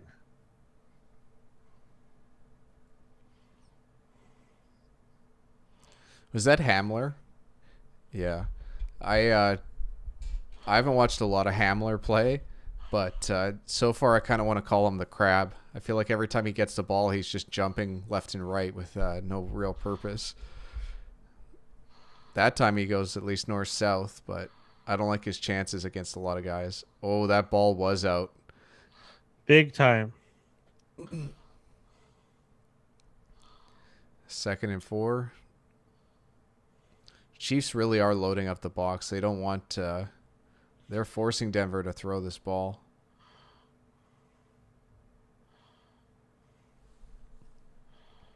It should be 2nd and 1 because of that fumble.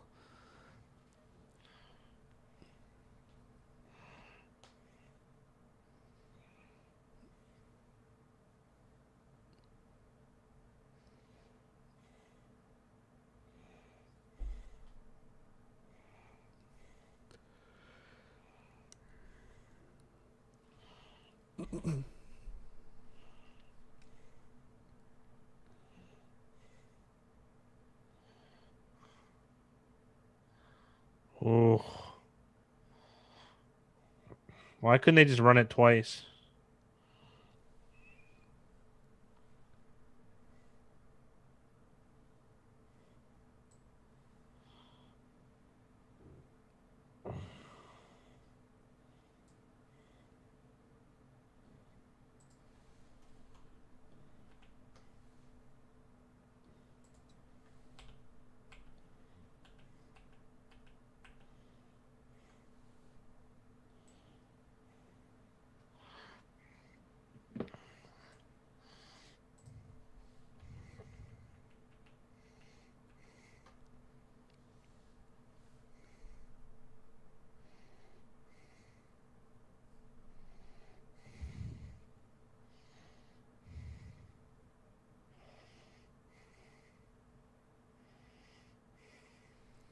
That 4th and 3 in midfield with 6 minutes left is kind of like a.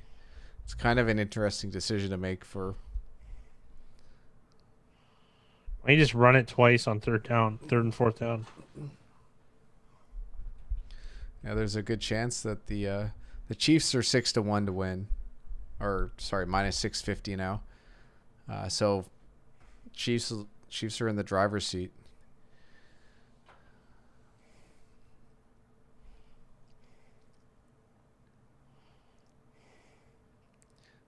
This is surprising to me though. The live line Broncos plus 3.5 is minus 200. So they're Wow. either not expecting the Chiefs to score, or they're expecting both teams to trade scores. I find that a peculiar Peculiar. line. And the live OU is now 35.5, but the over is minus 240. Oh, I'm a favorite to win Big Rye. The matchup. Are you? It not what they say, but I think I am. I'm gonna have Debo Samuel against San Francisco defense, and I'm -3. I'll take that all day.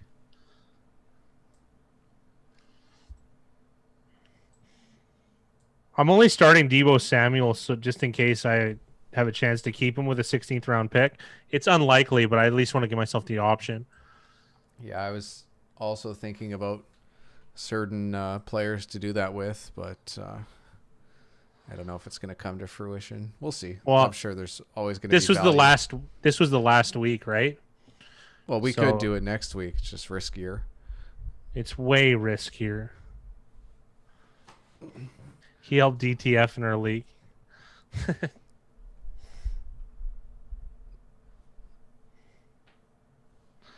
DTF is into that fantasy. He's been the most active guy, I think, which is good. It's what we wanted, participation.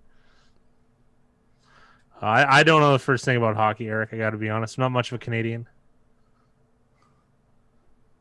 He's first in the West, yeah.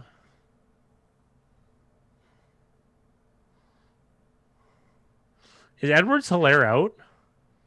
He's active, but I don't think he's played, and if he has played, he's been played very limited. I like how That he would have started the hurt. year. That would have hurt a lot of fantasy teams, I'm sure, today. What's that? Clyde Edwards-Helaire not playing, even though Oh he's yeah. active.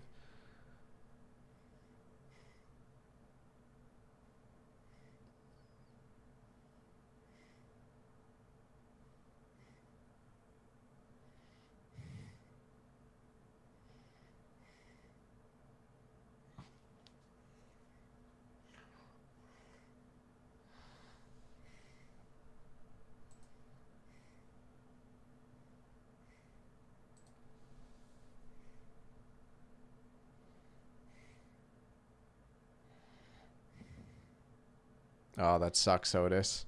He had Clyde and Kyler Murray Yeah, that's in a Kyler winning Murray's in. hurt. I think that's probably most likely Eric. It could also be a 25-16 finish as well. Or 26, sorry.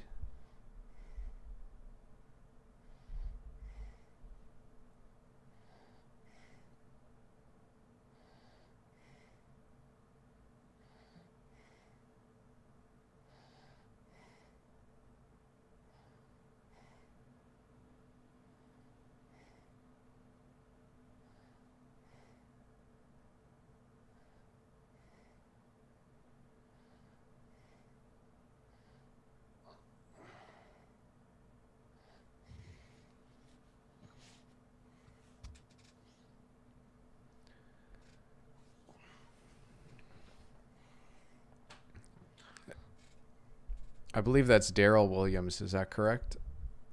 Yeah. He's looked spry and healthy this Spry. game. Yeah. It's funny how much like health matters for a running back, but you can have a really good running back at 60%. They still don't look as good as the next guy off the street at 100%.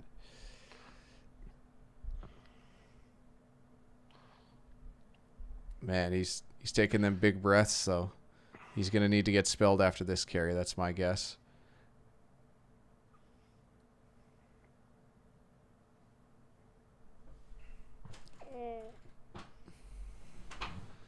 Fat guy, not a big beer drinker, so even then No. he's... No. I can't remember the last beer I had.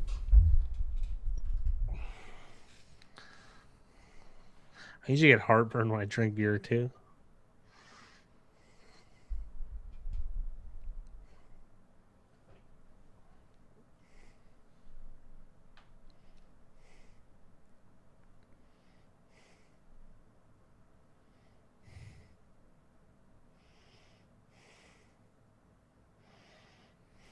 Chiefs pick up the first down. Denver only has 2 timeouts left. And if they don't take one now, we're going to hit the 2-minute warning. They took a timeout. They waited quite a bit to take that timeout. They lost 7 seconds if the clock isn't lying to us.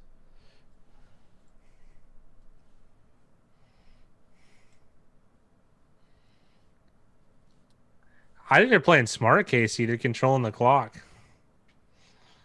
They don't need to pile it on here. Steelers Bills going to be a great one. I don't know. I actually don't think either team is as strong as other people do. So I don't know. I don't find them that strong. Sounds bizarre. I still think it's going to be a 5-star entertainment game. Yeah, of course. For Sunday night.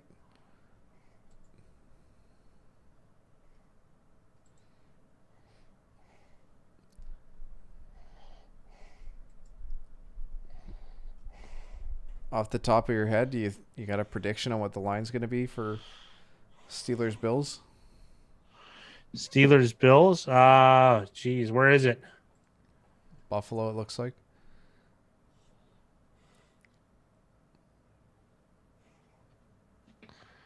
I don't know.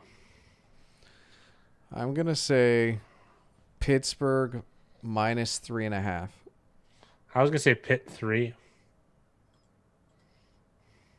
Yeah, 2.5 seems good. Did you get in trouble you broadcasting Mountie outfits? I don't know if they have one in my size, Eric. I have no clue.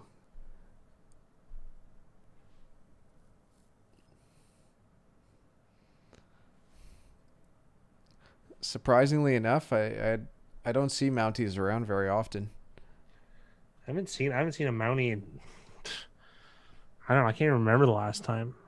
I guess the RCMP are Mounties, Royal Mounted Police. They're never on a horse though.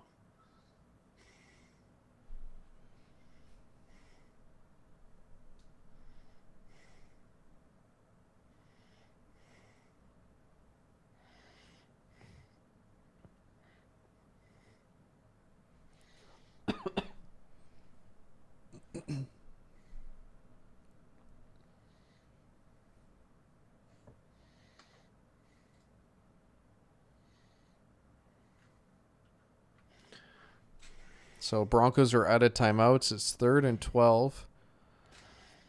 We're going to hit the 2-minute warning. The Chiefs need a first down to win.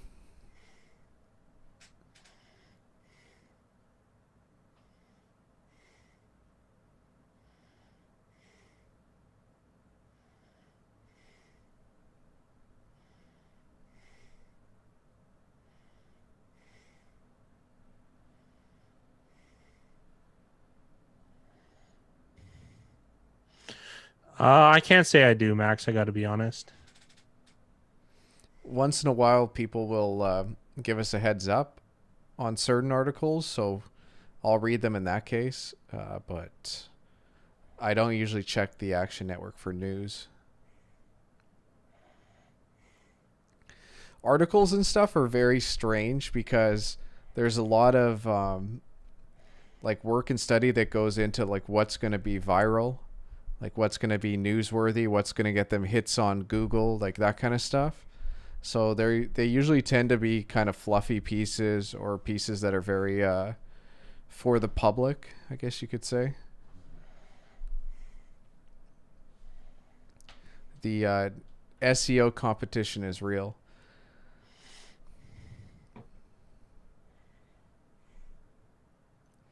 Wonder how much it would have paid to moneyline against the Jets all year as a parlay.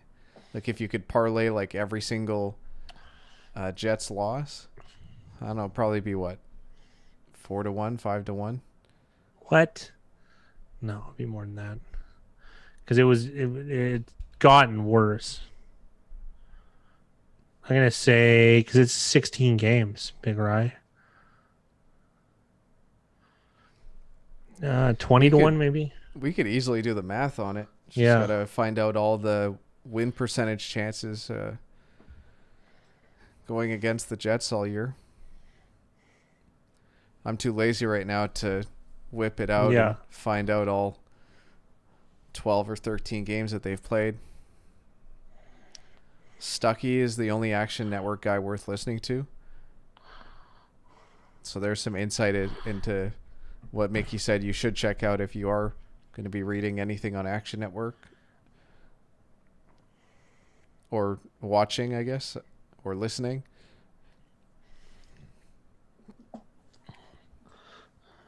You like Chris Rabin? Colin Wilson said Zaps for college football. That was crazy. He almost got that off.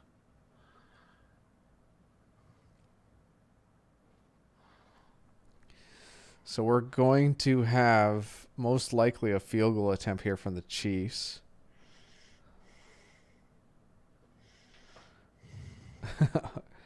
Yeah, we definitely are. I'm even behind the fat guy today, so we're Canadian.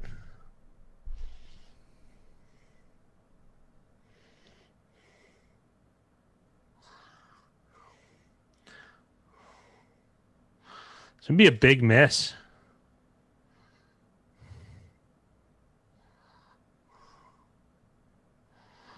They ice their own kicker.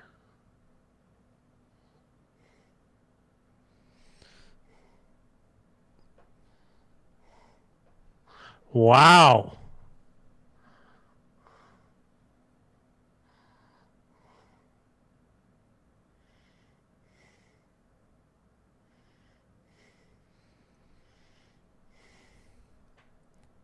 I was gonna say delay a game isn't the end of the world, but he still That has was to make this wrong. kick again. So That was an officiating error.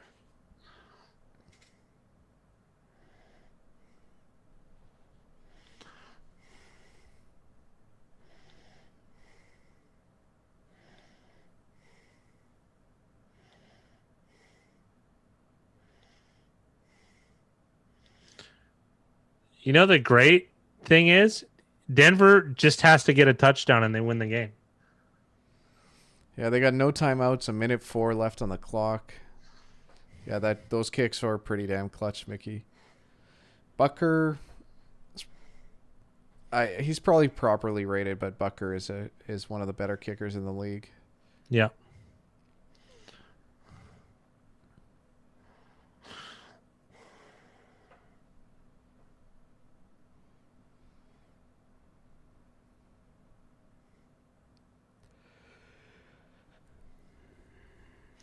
Dylan Roberts hitting on the perfect line here.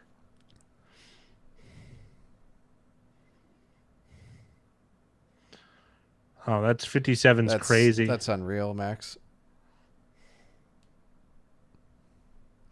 The one thing too is that if people do work for the Action Network, like they probably have a team of people helping them make their picks, like scraping through the data that the fat guy and I are trying to do, but they've got such a huge advantage with all the information and Yeah. tools at their disposal.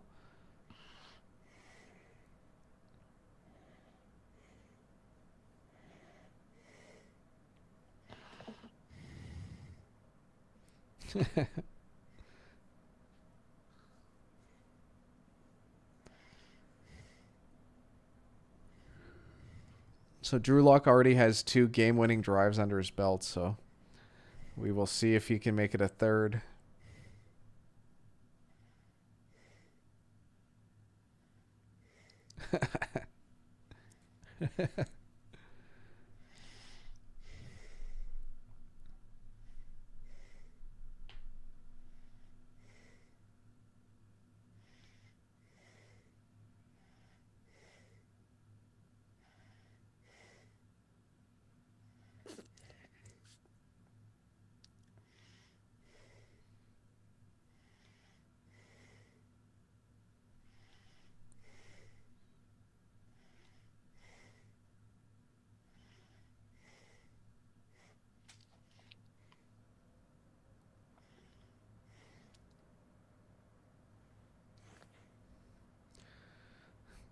Chris Jones got triple teamed on that play, and he still made the play.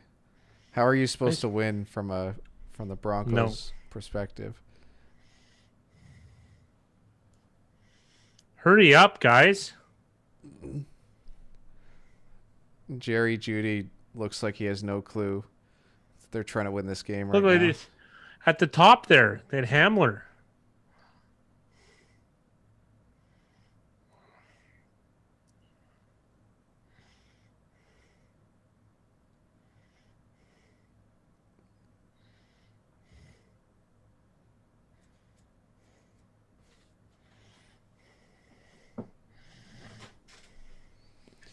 Fourth and 5 for the Broncos. You guys probably already know what's happened.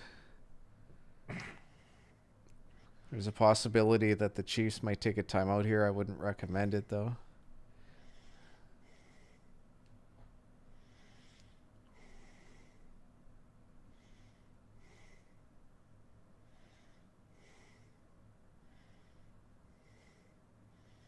That's game.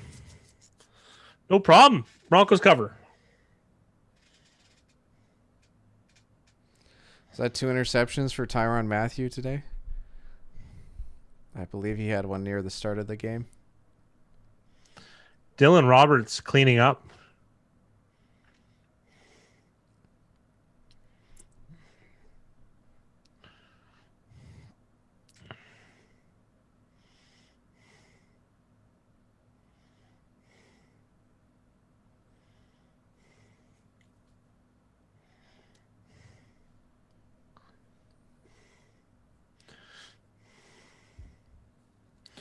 There we go.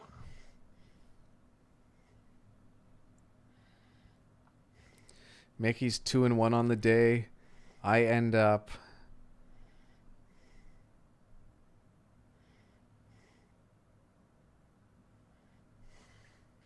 1-2. No. I end up 2-2, up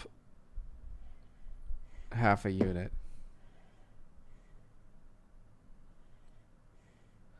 Sorry, guys. Had to do some really easy math in my head. Needed a few minutes. Well, that is it for the live stream, guys. This one's in the books. Chiefs get their win. Broncos get their cover. Absolutely. 1-2 in the day, but up 1 unit. Now the Broncos money line didn't cash.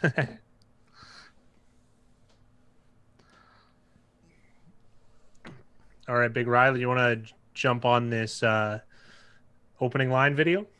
Yeah, guys. Congrats, Max. Congrats, Untouchable. Congrats, Mickey. Dylan, 4-1. Live bet, 5-1. Oh, hell yeah. Congrats to all of you guys. Fantastic. Good days. Good days.